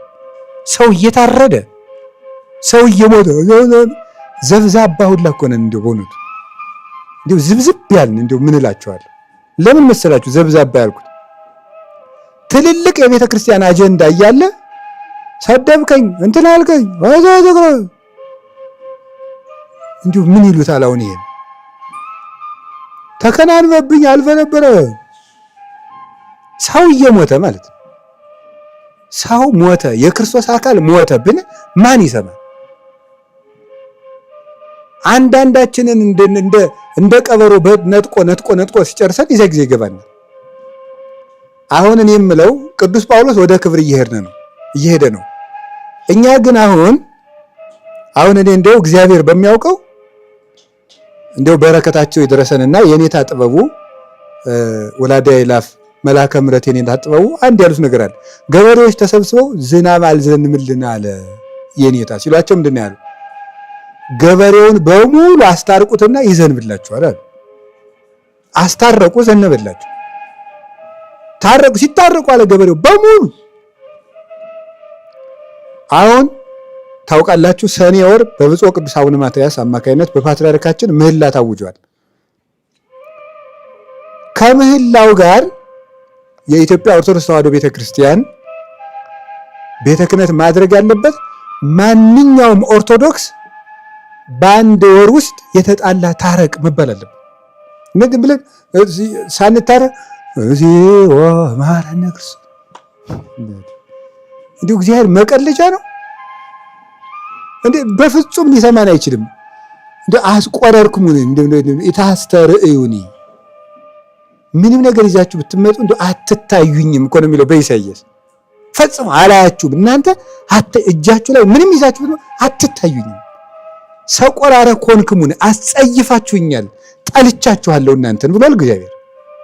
አትታዩኝም ኢታስተርእዩኒ እንዲያውም አታሳዩኝ፣ እንዲያውም አታሳዩኝ። በቃ ምንም ነገር አታምጡ በእኔ ፊት። እንዲያውም ማለት ድሃ እያስለቀሳችሁ የሰራተኛ ደመወዝ እየቀማችሁ በግፍ ሰው እያስለቀሳችሁ ኢታስተርእዩኒ መስዋዕትን ብታመጡ የሰባውንም ብታርዱልኝ አትታዩኝም አለ ይላል። አሁን ትልቁ መፍትሄ ጳጳስ የለ፣ መነኩሴ የለ፣ ቄስ የለ፣ ሕዝብ የለ፣ ተሰፍሮ ተቆጥሮ ክርስቲያን በሙሉ መታረቅ። ከዛስ ምንድን ነው ያለን? የማያምኑትንም ደግሞ ውደዱ ነው ያለን። የማያምኑትንም ቢሆን ሃይማኖት የሌለውንም ቢሆን እንደ ቅዱስ ጊዮርጊስ እንዳደረገው ሁልጊዜ ነው የምተርከው ታሪኩን በጎ ስለሆነ ቅዱስ ጊዮርጊስን በመከራ አሰቃይቶ መጨረሻ ላይ ደግሞ በዚህ ሁሉ አልተሸነፍ ቢል አለ የተባለ ጠንቋይ መርዝ በጥብጦ እንዲሰጠው ያ ጠንቋይ ተፈልጎ መጣ እና ያንን መርዝ እየበጠበጠው ምንድነው ያለው ጠንቋዩ? ልጄ እባክህ የእግዚአብሔርን ጸጋ ባንተ ላይ አያታለሁና ቶሎ መርዙን ስጠኛል። ለምንድን ነው ወንድሜ ሆይ ለምንድን ነው እንደዛ ያለው? መርዙን አጠጥቶ ሲጨርስ ጌታችን ኢየሱስ ክርስቶስ ቅዱስ ጊዮርጊስን ከሞት ሲያድነው ያ ጠንቋይ ደግሞ እኔም በጊዮርጊስ አምላክ አምኛለሁ እንደሚል ስለሚያውቅ ማለት ነው። ስለዚህ ለማያምኑት ጭምር ያዝንል ነበር። ቅዱስ ዮሐንስ አፈወርቅ የሚለው ነገር አለ። ጠላቶቻችሁን ውደዱ ብሎን ሳለ ጌታ ወዳጆቻችንን ስንጠላ ብንገኝማ ለሱ ምን እንመልስለታለን ይላል። ጠላቶቻችሁን ውደዱ ብሎን ሳለ ወዳጆቻችንን ስንጠላ ከተገኘን ምን እንመልስለታለን? ያለ ፍቅር ያለ መታረቅ ምህላችንም ደመናትን አያልፍም። ምንም ተሰብስበን እንደው ሜዳው ላይ 40 ቀን እግዚኦ ብንል ይሄንን እንድናደርግ እኔ ክርስቲያን ሙቶ ሳያልቅ እንታረቅ። መሰረት የሌለው ቤት ማለት ነው። ቅዳሴ ቢባል ምህላ ቢባል ጾም ቢባል መሰረት የሌለው ቤት ማለት ነው። ፍቅር አልባ አምልኮተ እግዚአብሔር ማለት ምንም አይረባም። ይህንን ነው ቅዱስ ጳውሎስ ልጄ ሳልሞት መተህየኝ ያለው። ክረምት አያስተያይም፣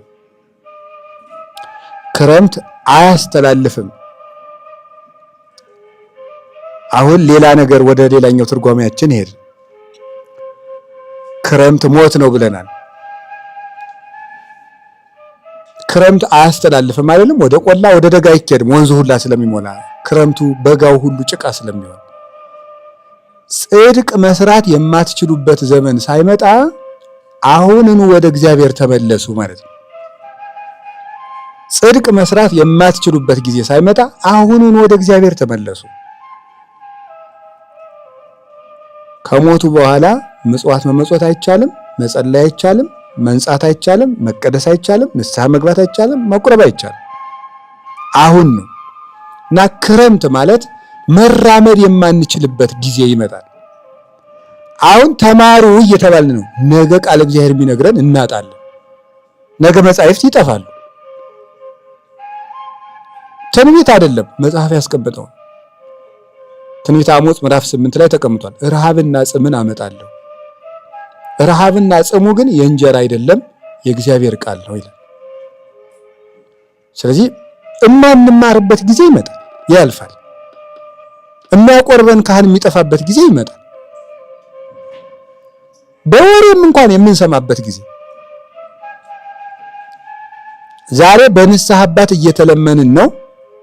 ነገ ግን ብንለምን ንስሐ አባት የማናገኝበት ጊዜ ሊመጣ ይችላል። ዛሬ ተለምነን እየተማርን ነው። ነገር ግን ለምነን የሚያስተምረን እናጣለን። አሁንን ጊዜ ሩጡ። እንደ አስቸጋሪ ጊዜ ሳይመጣባችሁ ሁሉ ሰፊ ሳለ አይ ወገኖች፣ እንዴት ያለ በጠባብ መከራ ውስጥ ያሉ የክርስቲያን ወንድሞቻችን አሉ እኮ። ሁሉ ነገር አይቻልም የሚባልበት ቦታ አለ። አይቻልም፣ እንዲህ ማድረግ አይፈቀድም፣ እንዲህ ማድረግ አይፈቀድም። ማድረግ በምትችሉበት ሰዓት አድርጉ። አሁን በጉብዝና ወራት ፈጣሪህን አስብ ይላል መጽሐፈ መክብብ ምዕራፍ 12 ቁጥር 1 ላይ። በጉብዝና ወራት ማለት ምንድን ነው? መስገድ በምትችልበት፣ ዓይንህ መጽሐፍ መመልከት በሚችልበት፣ እግርህ ቆሞ በሚያስቀድስበት፣ አንደበትህ ሳይዘጋ ሳይላሽ በምትጸልይበት ጊዜ አሁን ሕዋሳቶችህ ሁሉን ማከናወን በሚችሉበት ጊዜ ነው። አንደኛው በእርጅና፣ ሌላኛው በደዌ፣ ሌላኛው ባለዋን ነገስታት ክፉ ፍርድና ፍርድ መገምደል፣ ሃይማኖትን በሚጠሉ ሰዎች ምክንያት፣ በአባቶችና በሊቃውንት በካህናት እልቂት፣ በዚህ ሁሉ ጥፋት መጽደቅ የማትችሉበት ጊዜ ሳይመጣ አሁን ጽደቁ፣ አሁን ወደ ጽድቅ ኑ ማለቱ ነው። ወደ ክረምቱ ነው ያለው። ክረምት ሳይገባ ያለው ይሄ ነው። ክረምት ሳይገባ ያለው ጊዜ ከሞት በፊት ያለን እድሜ ማለት ነው። አሁን እቺ ቀን በዚህ 10 ቀን እሷን የምታስተምረናል። እንደው ከክፋት ለመዳን ምን ላድርግ ተብለው ሲጠየቁ አባቶቻችን ምን ብለው ይሉታል? ትልቁ መፍትሄ ዛሬ ብሞትስ የሚል ቃል ነው ይላሉ። እንዳደረኩት ሙቼ ባድርስ ካልክ ነገ ንስሐ ገባበታለሁ ስለማትል ቶሎ መመለስ ትችላለህ ከክፋት እና አብድ ውእቱ ዘይሄሊ ዘይንበለ መቃብሩ። ከሞት ውጭ ሌላ የሚያስብ ሰው እሱ ሞኝ ነው የሚባለው ለዚህ ሰነፍ ነው። አንደኛው ሞታችሁን አስቡና ማድረግ የማትችሉበት ጊዜ ሳይመጣ አሁን አድርጉ። በቀጠሮ አትኑሩ። ጌታ ምን ብሏል? ማቴዎስ ወንጌል ምዕራፍ 24 ላይ ባይቱ ጸልዩ ከመ ይኩን ጉያክሙ በክረምት ወበሰንበት፣ ነገር ግን ሽሽታችሁ በክረምትና በሰንበት እንዳይሆን ተጠንቀቁ ይላል። በክረምት እንዳትሞቱ ተጠንቀቁ። ምስጢሩ ምንድነው? ክረምት ማለት ልምላሜ እንጂ ፍሬ የሌለው ጊዜ ነው። ፍሬ የለሽ እንደሆናችሁ እንዳትሞቱ ተጠንቀቁ ማለት ነው። ፍሬ የለሽ እንደሆናችሁ እንዳትሞቱ፣ ፍሬ አፍርታችሁ ሙቱ፣ ከነ ፍሬያችሁ እንዲጠራችሁ ተጠንቀቁ ማለት ነው። መፍትሄው ሁለት ነው። ንስሐ መግባትና ፈጥኖ ራስን ማስተካከል ነው። ካለንበት ልማድ መውጣት ነው። እስራታችን ቆርጦ መውጣት ነው። መልካሙን አሁን ማድረግ ነው። የሰራነውን አውጥተን መናዘዝ ነው። ልማዳችንን አሁን ማቆም ነው። ሶስት ነገር እግዚአብሔር ከኛ ይፈልጋል። የያዝነውን ልማድ መቁረጥ፣ መልካሙን ነገር አሁን መጀመር፣ እስካሁን የሰራነውን አሁን ማውጣት። እነዚህ ሶስቱ ናቸው ሞት የሚፈራ ሰው የሚያደርጋቸው። ትሞታለህና ዛሬ ቤትህን አስተካክል እንደተባለው እንደ ሕዝቅያስ አንድ ሰው ሞቱን እንዳሰበ ዛሬ ምን ያደርጋል? ዕለቱን ሶስት ነገር ያደርጋል። ክፋቱን አውጥቶ ይጥላል። እስካሁን የሰራውን ይናዘዛል። አሁን እየሰራ ያለውን ያቆማል። መልካም ነገርን አሁን ይጀምራል። ክረምት ሳይገባ ማለት ማድረግ የማትችሉበት ጊዜ ሳይመጣ አሁን አድርጉ ነው። የምትችሉበት ነገር አይለፋችሁ ነው። አሁን መማር እንችላለን፣ ማንበብ እንችላለን፣ መናዘዝ እንችላለን፣ መታረቅ እንችላለን። ሁሉን ነገር አሁን አድርጉት። ከሕዋሳት አንጻር፣ ከዘመን ክፋት አንጻር፣ ከክፉ ሰዎች አንጻር ሁሉን ነገር የማንችልበት ጊዜ ይመጣል። ቤተ ክርስቲያን እንኳን የማንሄድበት ጊዜ እኮ ይመጣል። መሄድ የሚከለከልበት ጊዜ ማን እንደሚያደርገው አናውቅም። አሁን ነው መስራት ያለብን ሁሉን ነገር። እሱን ነው በክረምት እንዳትሄዱ ማለት ፍሬ የለሽ ሆናችሁ እንዳትሆን እንደሆናችሁ እንዳይጠራችሁ ተጠንቀቁ ማለት ነው። ጌታ ይሄን ያለው በሰንበት ያለው ደግሞ ሰንበት እረፍት ነውና በእረፍት ሳላችሁ ሳትተጉ ማለት ነው። በስንፍና ሳላችሁ እንዳይወስዳችሁ ከነ ስንፍናችሁ እንዳይጠራችሁ ለምኑት። ስለዚህ እንዲህ እንዳላችሁ እንዳያነሳችሁ ጊዜ ስጠኝ ብላችሁ ለምኑት ማለት አይደለም። አሁኑኑ አንሳኝ በሉት። ልብ ስጠና አንሳኝ ዛሬ ቀስቅሰኝ በሉ ነው። እሱን ለማለት ነው።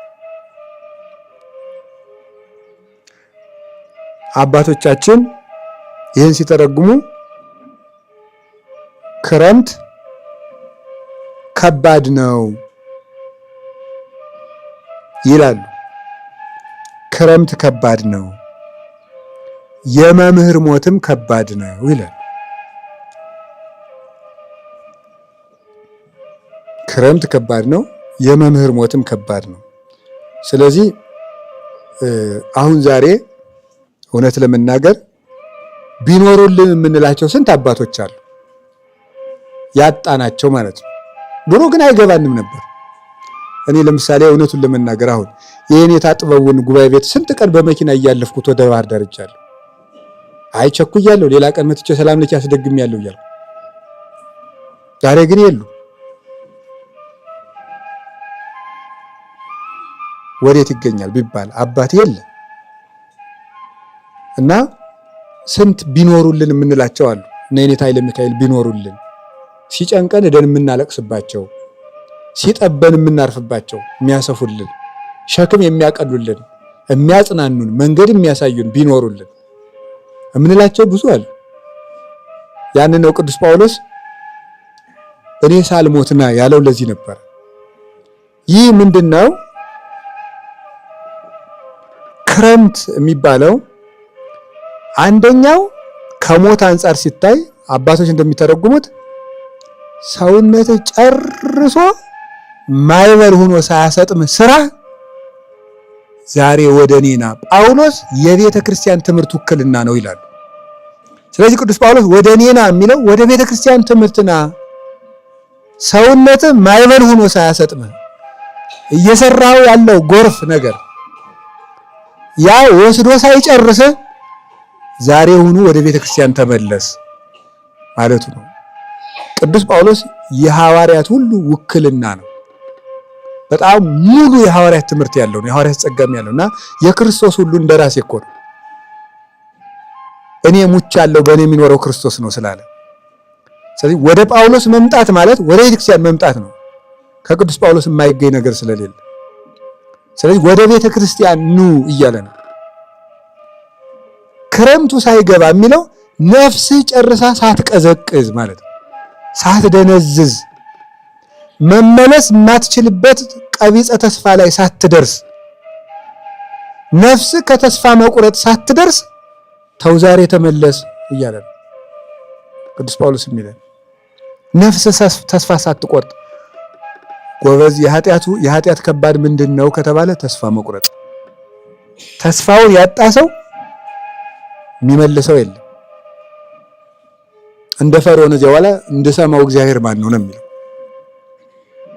ስለዚህ ነፍስ ሳትቀዘቅዝ አሁኑኑ ገና አንድ ጊዜ ወደ ኃጢአት አንድ ጊዜ ወደ ጽድቅ ቢያንስ እየቆረቆረ ኃጢአት የምሰራበት ጊዜ ላይ ሆነ አሁንና ልጄ ነው የሚለው እግዚአብሔር።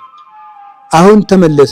ጨርሰ ውርጭ ካሁን ጨርሰ ከቀዘቀዘች ነፍስ ሙቀቷን ካጣች በኋላ እንዲያውም ምን ይላሉ አባቶቻችን? ቅዱስ እንጦንስ ነው የተናገረው። የነፍስ መቀዝቀዝ ምሕረት የሌለው የቀትር ጋኔን ነው ይላል። የነፍስ መቀዝቀዝ ማለት ፈጽማ ነፍስ ቀዝቅዛ ምንም ነገር የማይሰማት በቃ ድንዝዝ ካለች ከቀትር ጋኔን ይልቅ እንዲሁም ይሄ ይፈራል፣ ይሄ ይብሳል። ያ የቀትር ጋኔን እንደ ጠንብሶ እንደሚጥለው ይሄኛው ምሕረት የለሽ ነው። አሳልፎ ለአጋንንት ይሰጠናል። አእምሯችን ተላልፎ ይሰጣል። ከዚያ በኋላ ዝም ብለን እየመሸ እየነጋን እንኖራለን። እንደተባለው ምንድነው ትናንት እዚህም ስናገር ነበር በአንድ መድረክ ላይና ሁለት አይነት ፍቅር አለ ይላሉ አባቶች። እግዚአብሔርን እስኪረሱ ድረስ ደርሶ ራስን መውደድና ራስን እስኪረሱ ድረስ ደርሶ እግዚአብሔርን መውደድ እና ራስን እስከ መርሳት ደርሶ እግዚአብሔርን መውደድ የጳውሎስ ነው። እግዚአብሔርን እስከ መርሳት ደርሶ ራስን መውደድ የኛ ነው። እና ፈጽሞ ጀዋላ ሰው በራስ ወዳድነት ከታሰረ ይጠፋልና አረ ጨርሰ ሳጠፋ አሁን ተመለስ እያለ ነው ቅዱስ ጳውሎስ በጢሞቴዎስ በኩል ለኛ የሚነግረን። ቅዱስ ጢሞቴዎስ ያ ችግር ኖሮበት አይደለም።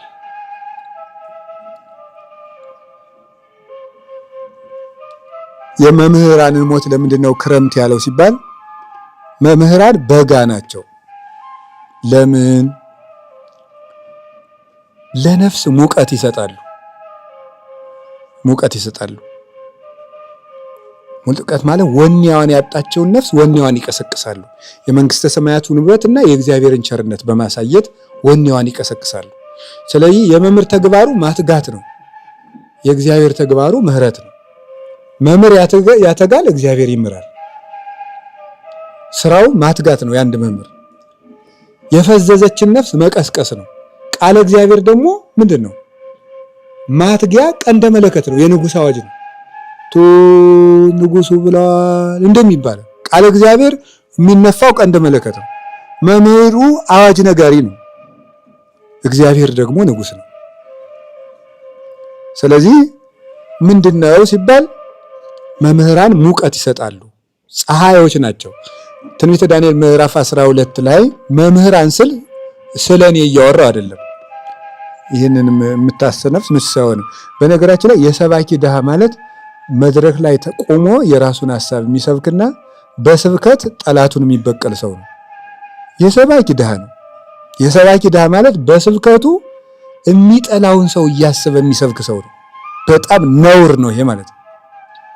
በጣም ነውር እና የእግዚአብሔርን ቃል የሰው መውጊያ ማድረግ ጎበዝ፣ በጣም ከዚህ ያድነን። እውነቴን ነው። የእግዚአብሔርን ቃል እንዴት ሰው ተወገበታል? በጣም ነውር ስለሆነ ኩን ሰባኬ ወአዋዴ ለሳሂለ እግዚአብሔር ማር ይስሐቅ ሲናገር ለእግዚአብሔር ቸርነት አዋጅ ነጋሪ ሁን ነው ያለ። ሰባኪ ማለት የእግዚአብሔርን ቸርነት ለሰው የሚያደርስ ነው። ሰውን በእግዚአብሔር ጥቅስ አናቱን እያለ የሚጥል ማለት አይደለም። ጠላቱን የሚያጠቃና የሚበቀል አይደለም። ጥቅስን መነሻ እያደረገ ሰው መበቀያ የሚያደርግ ማለት አይደለም። ሮሜ ምዕራፍ እንዲህ ነው የሚለው፣ እንዲህ የሚላችሁ እናንተን ነው አይባልም። ኖር ነው እንደ በጳውሎስ አምላክ አይባልም። ስብከት የነፍስ ወደ ክርስቶስ ማጥመጃ መረብ ነው እንጂ ስብከት ሰውን መጉጃ ሰይፍና ጦር አይደለም። አይደረግም። ቢሆን በቅቶ መስበክ ነው። ካቃተን ደግሞ ዝም ብለን ቃሉን መናገር ሸጋር። ወደ ቃሉ ስመልሳችሁ መምህራን ፀሐይ ይባላል፣ ክርስቶስም ፀሐይ ይባላል። እሱ የባህሪ አምላክ ነው። መምህራን ደግሞ ምንድነው? ሰዎችን ከስህተት የሚመልሱ ሰዎች እንደ ሰማይ ጸዳል ያበራሉ ነው የሚለው አይደል? ትንቢተ ዳንኤል ምዕራፍ 12 ላይ እንደ ሰማይ ጸዳል ያበራሉ ሰዎችን ከስህተት የሚመልሱ ሰዎች። ስለዚህ ክረምቱ ሳይመጣ ወደ እኔና ማለት መምህር ሳታጣ ወደ ቤተክርስቲያን ተመለስ። ለምን ያሳያል? ፀሐይ በብርሃኗ እንደምታሳይ መንገድ የሚያመለክታል። ቢያንስ ዛሬ በዚህ ዘመን በተግባር የሚያሳየን ብናታ በቃል የሚያሳየን ግን አለ። ቅዱሳንን ባናያቸው የቅዱሳንን ሕይወት ግን እየተነገረ ነው። ስለዚህ የሰው ልጅ ምን ማለት አለበት?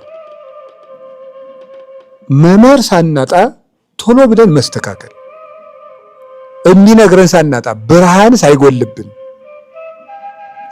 የቤተክርስቲያን አባቶች እነ ቅዱስ ዮሐንስ አፈወርቅ እነ ቅዱስ ቄርሎስ እነዚህ አባቶቻችን የቤተክርስቲያን ብርሃኖች ናቸው። እናንተ የዓለም ብርሃን ናችሁ እንዳለ። ስለዚህ በምትችሉበት ሰዓት መምህራን በሚያሞቁበት ሰዓት ብርሃን የሚያሳይ መንገድ የሚያመለክት ሳለ አሁን ዛሬ እውነት ለመናገር የሚሰማ ነው እንጂ ለቤተ ክርስቲያን መፍትሄም ሞልቶን ነበረ። የሚሰማ ግን የለም። መፍትሄስ ሞልቶን ነበር። የሚሰማ ካለ ጆሮ ካለ ምን ማድረግ እንዳለብን ቅድስት ቤተ ክርስቲያን ይህንን ዘመን እንዴት መሻገር እንዳለባት መፍትሄ ሞልቶን ነበር። መፍትሄው ደግሞ የእኔ መፍትሄ የመምህር ገሌ መፍትሄ ሳይሆን የራሷ የቤተ ክርስቲያኒቱ መፍትሄ ከቤተ ክርስቲያን ያገኘ ነው። ቤተ ክርስቲያን የምንላቸው እኮ የቅዱሳንን ንብረት እና የክርስቶስን ንብረት ነው። ከቅዱሳን አባቶቻችን ከነዚያ ከዋክብት ከነ ቅዱስ ዮሐንስ አፈወርቅ ያገኘ ነው ብዙ መፍትሄ ነበር ጆሮ ቢገኝ። ስለዚህ በቤተ ክርስቲያን ያላችሁ ሆይ ክረምት ሳይመጣ ወደ ጳውሎስ ተመለሱ ማለት ወደ ቤተ ክርስቲያናዊ መፍትሄ እንመለስ ነው። አሁን ዛሬ በዚህ ዘመን ሁሉም ክርስቲያን ጨንቆት በየሚዲያው የየግሉን መፍትሄ የሚንጫጫበት ጊዜ ነው። ሁሉም የሚያደርገው ጠፍቶት ማለት አንዱ እንትን እናድርግ ይላል፣ አንዱ ደግሞ እንትን እናድርግ፣ አንዱ ደግሞ እንደዚህ ነው። ሁሉም እየለፋ ነው። አሁንም ቢሆን ታልቆ ተርፈክሙ ነው፣ መበላላት ነው የቀራችሁ ብሏል ቅዱስ ጳውሎስ። ተበላልተን ሳናልቅ ክረምቱ ሳይገባ ማለት ተበላልተን ሳናልቅ ወደ ቤተ ክርስቲያናዊ መፍትሄ እንመለስ። ቤተ ክርስቲያናዊ መፍትሄ ሞልቷል። ጆሮ ካለ እስቲ ወንድሞቻችን መፍትሄ አለን የምትሉ መምህራን እስቲ ተሰብስቦና መፍትሄ አንጡ። ማን ብሎናል? ያለንም የለም። እስቲ የምትለፈልፉት መምህራን ሁሉ በዚህ በየሚዲያው እየወጣችሁ ከመለፍለፍ ለቤተ ክርስቲያናችን አንድነት ቤተ ክርስቲያናችን ይህን ክፉ ጊዜ እንድትሻገር ምስቲ ልጆቻችን ምን ትላላችሁ ቢባል ቤተ ክርስቲያን ራሷ መድኃኒት አላት። ክርስቶስ በውስጧ በጉያዋ ያስቀመጠላት የመድኃኒት እናት ናት። ቤተ ክርስቲያን መድኃኒት ያላት ቤተ ሳይዳ ናት። ሁሉ ያላት ናት ቤተ ክርስቲያን እና ቤተ ክርስቲያን ራሷ መድኃኒት አላት። መድኃኒት የያዘችውን ቤተ ክርስቲያን ነው የምናሳምማት። መድኃኒቷን አላወጣው ብለን ማለት። ስለዚህ ቅዱስ ጳውሎስ አራት ክረምቱ ሳይገባ ወደ እኔና ብሏል። ቅዱስ ጳውሎስ የቆሮንቶስን ቤተክርስቲያን ችግር የፈታበት አለ። የተሰሎንቄ ሰዎችን ችግር የፈታበት አለ። የሚገርማችሁ በዚህ ዘመን ቤተክርስቲያን እየገጠማት ያለው ፈተና መፍትሄ ሁሉ ቅዱስ ጳውሎስ በነበረበት ዘመን በነበረች ቤተክርስቲያን የገጠመ ነው። ሁሉም ችግር እነዚያን መፍትሄዎች አውጡ እናውጣቸውና እንተግበራቸው። ከዛ እግዚአብሔር መልስ ይሰጣል እና ክረምቱ ሳይገባ ወደ እኔና ያለው ይሄንን መንገድ የሚያሳይ ሳይጠፋ ትርጓሜ ሳይታጠፍ መጻሕፍት ሳይዘጉ የቅዱሳን አባቶቻችን ትምህርት መቋረጥ ሳያገኘው ይህንን ጊዜ ወደ መፍትሄ መምጣት። መምህራን ተሰብስባችሁ ስለ ቤተ ክርስቲያን የትምህርት አንድነት አንድ አድርጉ። መነኮሳት ተሰብስባችሁ ስለ ገዳማችሁ አንድ አድርጉ። ካህናት ተሰብስቡና አንድ አድርጉ። ምዕመናን ተሰብስቡና ልጅ አስተዳደጋችሁን፣ ትዳሩን ተወያዩበት። ኑ ልጆቻችን መባል አለበት ክረምቱ ሳይገባ፣ ቤተ ክርስቲያን ጨርሶ ሸክሙ ሳይከብዳት፣ ልጆቿ ታርደው ሳያልቁ ውስጣዊ መፍትሄ ያስፈልገናል። እኔ ሁልጊዜም የምናገር ጸሩ ለሰብ ሰባ ቤቱ። ጌታ እኮ ነው የነገረን። የሰው ልጅ የክርስቶስ ጠላቶቹ ቤተሰቦቹ ናቸው አይደል እንዴ? የገዛ ደቀ መዝሙር ይሁዳ የሰው ልጅ ጠላቱም ከቤቱ ነው ብሏል። የቤተ ክርስቲያን መከራ እኛው ነው ያለን። አንዱ እኔ ነኝ፣ አንዱ ደግሞ ሌላው አባ ነው፣ አንዱ ደግሞ ሌላው መምህር ነው፣ አንዱ ሌላው ሰባኪ ነው፣ አንዱ ሌላው መነኩሴ ነው፣ አንዱ ሌላው ቄስ ነው። እኛው ላይ ነው የቤተ ክርስቲያን ችግር ያለው። ምዕመናን ላይ ነው የቤተ ክርስቲያን ችግር ያለው። በመጠቋቋም የሚመጣ ነገር የለም። እኛ ተነስተን ምን ያውሪ ህዝብ ይሄ እነዚህ ተነስተን የወንበዴ ሁላትም ተሰግስጎ ቤተ ክርስቲያን ውስጥ ምዕመናን ደግሞ ቋቡንና ካባውን መስቀሉን ይዤ አጭበርባሪ ሁላ አባቶችን ምዕመናን ደግሞ አባቶች ይሄ ህዝብ ተነግሮ ይሰማል። ከዚህ ሁሉ በፊት ወደ ቅዱስ ጳውሎስ መፍትሄ ብንመጣ መልካም ነው። ክረምቱ ሳይገባ መትሄኝ ብሏል ቅዱስ ጳውሎስ። እኔ ዘመን እየከበደ እንጂ እየቀለለ አልሄደም። ዝም ብሎ ቁጭ ብሎ እናቴ በትንቢት ዝም ብሎ ይቀላል የሚመስለው ሰው አለ። አይ ችግር የለም 2000 እንትን ቀላል ነው የሚመጣው። እኮ ግሩም እኮ ነው። ትዝ ይለኛል እናቴ ብዙ ትንቢት ሲነገር በኢትዮጵያ በ2011 12 በ2014 ኢትዮጵያ እንትን በ2015 ባህር ዳር፣ ጎንደር፣ ድሬዳዋ ተጠንቀቁ ማት ይፈስባቸዋል። በ2016 ቀን ይወጣል። በ2017 ይወጣል። የሚወጣም የሚገባም ቀን የለም። ምንም ነገር የለም። ፀሐይ ከሆነ ድሮም ይገባል፣ ዛሬም ይወጣል። ያው ነው። የተለወጠ ነገር የለም። አሁን ጠፉ እናቶች እነዚያ የት ሄደው እንደሆነ ወይም ለነሱ ብቻ ነግቶ እንደሆነ እንጃ የሉም። አሁን በ2000 ምናምን የሚል የለም። ነጋላቸው እናቴ። አይ እናቴ ነቢያት። ከዛ ደግሞ ምን እንዲለው ሲጠየቁ በሆነ ቦታ ላይ ተፈጽሞ አልፎ ነው ሊል ይችላል እኮ ነው አይታወቅም። ስለምን የሚለው አያጣም ሐሳዊ የለም። ይሄ ሁሉ ነገር ቁጭ ብለን በታመን እንደው እግዚአብሔር እንደው እግዚአብሔር እና እግዚአብሔር ምን ያርገን? አሁን የሚያስፈልገን ቁጭ ብሎ ማሰብ። ቤት የሚሰራ ሰው የሚፈጅበትን እንጨት ቁጭ ብሎ ያስብ እንዳለ ጌታ ቁጭ ብለን ማሰብ ይፈልግብናል። አሁን ራዕየ ዮሐንስ ምዕራፍ 2 ላይ ያለው ነገር ሸጋ መፍትሄ ነው። ቁጥር 3 ላይ ያለው ምንድነው ያለው? አይ ምንድነው ያለው? አንደኛ ከወዴት እንደወደቅክ አስብ። ሁለተኛ ንስሐ ግባ። ሶስተኛ የቀደመ ስራህን ጀምር። 3 መፍትሄ ነው የሰጠን። የኤፌሶን ቤተክርስቲያን ወድቀሻል ተባለች። ምንድነው መፍትሄው ስትል መንፈስ ቅዱስ ምን አላት? ከወዴት እንደወደቅሽ ቁጭ ብለሽ አስቢ። ቁጭ ብሎ አሁን መወያየት ያስፈልጋል። መጮህ አይደለም ያስፈልጋል። ቁጭ ብሎ መወያየት፣ ተሰብስቦ መወያየት በየቦታው ምዕመናን እንደ ምዕመናን ቁጭ ብሎ እየተደማመጡ እገሌ አውሬ ነው እንትና ነው እንዲያደርጉ ቁጭ ብሎ መወያየት፣ ማሰብ። እንዴት እንደወደቃችሁ አስብ። ከምንድን ነው እንደዚህ ሆን ነው? መቼ ጀምሮ ስራ ተሰርቶብን ነው እንደዚህ አይነት እብድ የሆን ነው? ተሰብስበን ቁጭ ብሎ ማሰብ። ከመቼ ጀምረ ነው እንዲህ ብለን የጠፋ ነው? ምን ሆነ ነው እንዲህ የሆን ነው? ቁጭ ብለህ አስብ።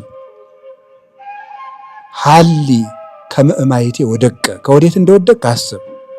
ነስህ ቀጥለሳ ንስሐ ግባ። የቀደመ ስራህንም ስራ። ወማኮስ አድለቀልቃ ለማይቶትከ ያለዚያ ግን መቅረዚቱን ካንተ ወስዳታለሁ፣ አጠፋታለሁ። ለመ ኢነሳይከ ካልተመለስክ ወለመ ኢገበርከ ዘቀዳሚ ግብረከ የቀደመ ስራህን ካልሰራ ማይቶቷን አጠፋታለሁ ማለት ቤተክርስቲያን ትጠፋለች። እዚህ ያለች ቤተክርስቲያን የኢትዮጵያ ቤተክርስቲያን ትጠፋለች። ለምን አትጠፋም? ጠፍታ የለ መዋቅሩ ይጠፋል። የጠፋ ቤተክርስቲያን የለም ወይ? አለ። ስለዚህ ምን ማድረግ ነው? ቁጭ ብለህ ከወዴት እንደወደቅ ካሰብ ንስሐ ግባ፣ የቀደመ ስራህን ጀምር። አሁን ሁላችንንም የኢትዮጵያ ቤተክርስቲያን እንድትሻገር ቁጭ ብለን ማሰብ አለብን። ገዳማት በገዳም ቁጭ ብሎ እንደ ቤተክርስቲያን ማሰብ፣ ዝም ብሎ እንደዚህ ብሎ እንደ ጋሪ ብሎ እዚህ ብቻ አይደለም የሚታይ። የኢትዮጵያ ቤተክርስቲያንን ማሰብ ቁጭ ብሎ ማሰብ ይጠይቃል።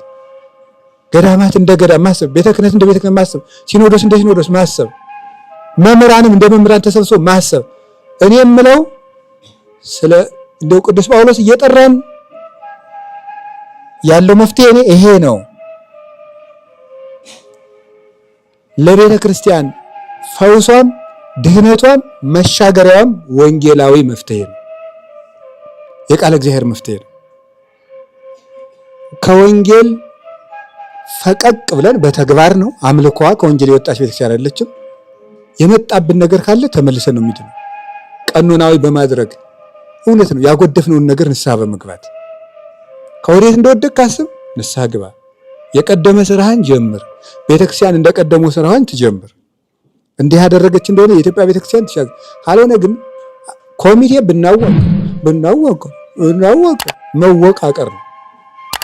ምን ይወጣረው? ምን የሚረባን ቁጭ ብሎ ማሰብ፣ መደማመጥ፣ ቁጭ ብሎ መመካከር፣ ስራዬ ብሎ እሱ ደግሞ መቼ ነው? ክረምቱ ሳይገባ ሳታልቁ አሁን እወቁበት ነው። ቅዱስ ጳውሎስ ለየዘመናቱ ችግር የሰጠው መፍትሄ እኮ ነው። ሳታውቁ ቁጭ ብለው እወቁበት።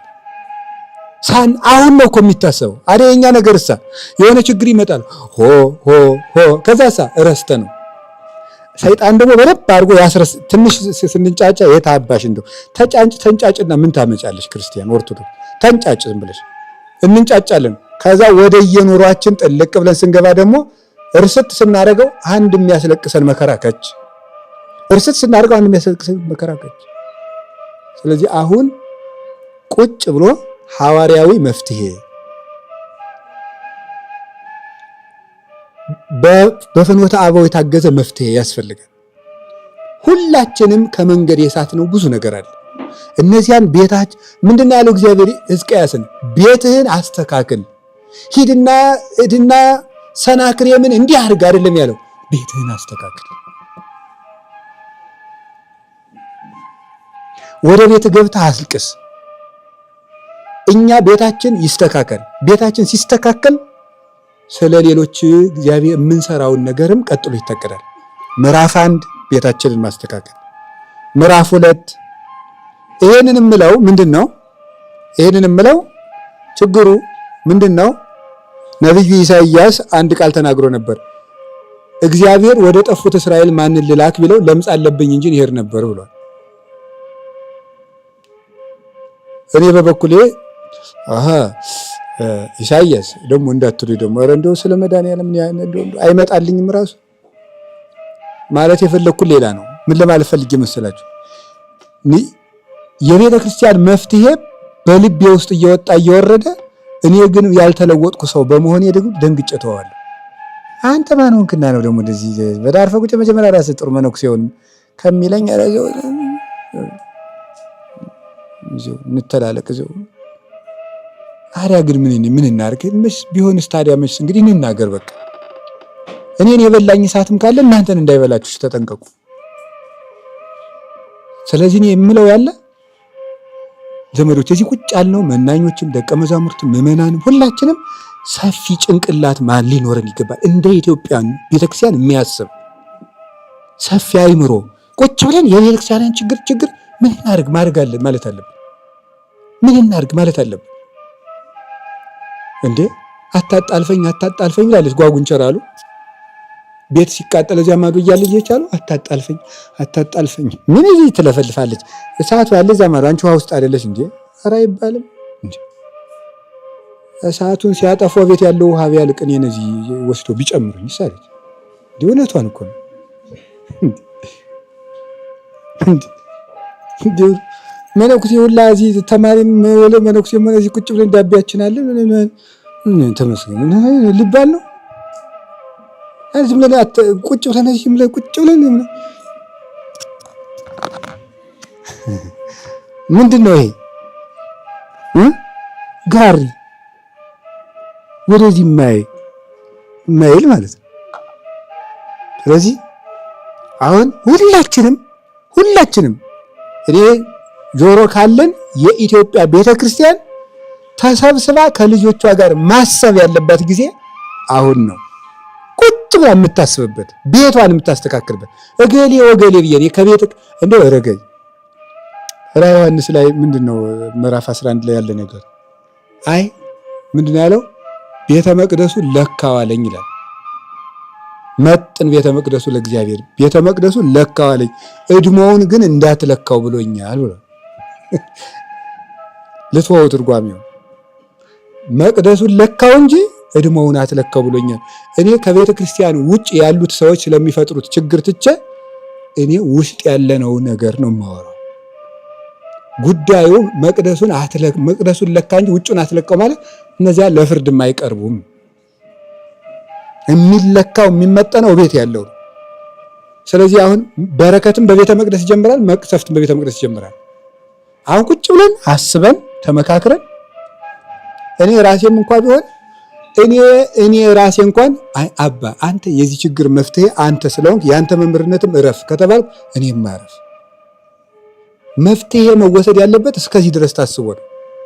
ሰው ችግር ከሆነም ችግር ያለባቸው ሰዎች በቃ አረፉ አንተም መምህራቱን አንተም ነገሬም ምረፉ አንተም በዚህ ተሰማራ ብለን ቁጭ ብለን ማሰብ እንደ ቅዱስ ሲኖዶስ እንደ ሀገረ ስብከት እንደ ገዳም ቁጭ ተብሎ ተሰብስቦ ቤተክርስቲያናችን በዚህ ማይበል ጊዜ እንድትሻገር ራሳችንን እንዴት እናስተካክል፣ ለነገ እንዴት ብለን እናቅድ።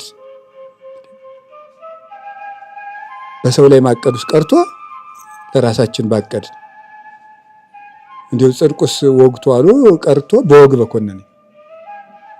ስለዚህ የመዳን ቀን ዛሬ ስለሆነ ሁላችንንም አሁንም ቢሆን አልመሸም፣ ከቀረን ግን ይመሻል። ልክ ክረምቱ ሊገባ 10 ቀን ነው የቀረው ብያቸዋለሁ። ይቺ 10 ቀን ነገ ሳምንት የምትደርስናል። የቤተክርስቲያናችን ችግርም ቶሎ ካልተመለስ የዚህን 10 ቀን ያህል ቅርብ ነው። ጥፋታችን ቅርብ ሆኖ ነው የሚታየኝ ነው። በቃ እንደው ስንጠፋ በደንብ ነው የሚታየኝ። የዚህችን ሳምንት ያህል ቅርብ ሆኖ ጥፋታችን በዚህ አካሄዳችን ማለት ነው። ቁጭ ብለን ካሰብን ደሞሳ ልብ በሉ ጌታ በ12 ደቀ መዛሙርት ነው ይህንን ሁሉ ምዕመን ያፈራው። እንኳን ይሄ ሁሉ ክርስቲያን እያለ ቁጭ ብለን ካሰብን ቤተክርስቲያን ልልናዋ ሩቅ አይሆንም። ቁጭ ብለን ካላሰብን ደግሞ የዛሬ ሳምንትን ያህል ጥፋታችን ቅርብ ነው። ክረምቱ ሳይገባ ልጅ ሆይ ፈጥነህ ና ብሏልና ሁላችንም ለቅድስት ቤተክርስቲያናችንና ለራሳችንም ነፍስና ሰውነት ወደ ሐዋርያዊ መፍትሄ ፈጥነን እንድንመጣ የቅዱስ ጳውሎስ አምላክ ይርዳን። ክረምቱ ሳይገባ ፈጥነና ወስብሐት ለእግዚአብሔር። ይቆየን።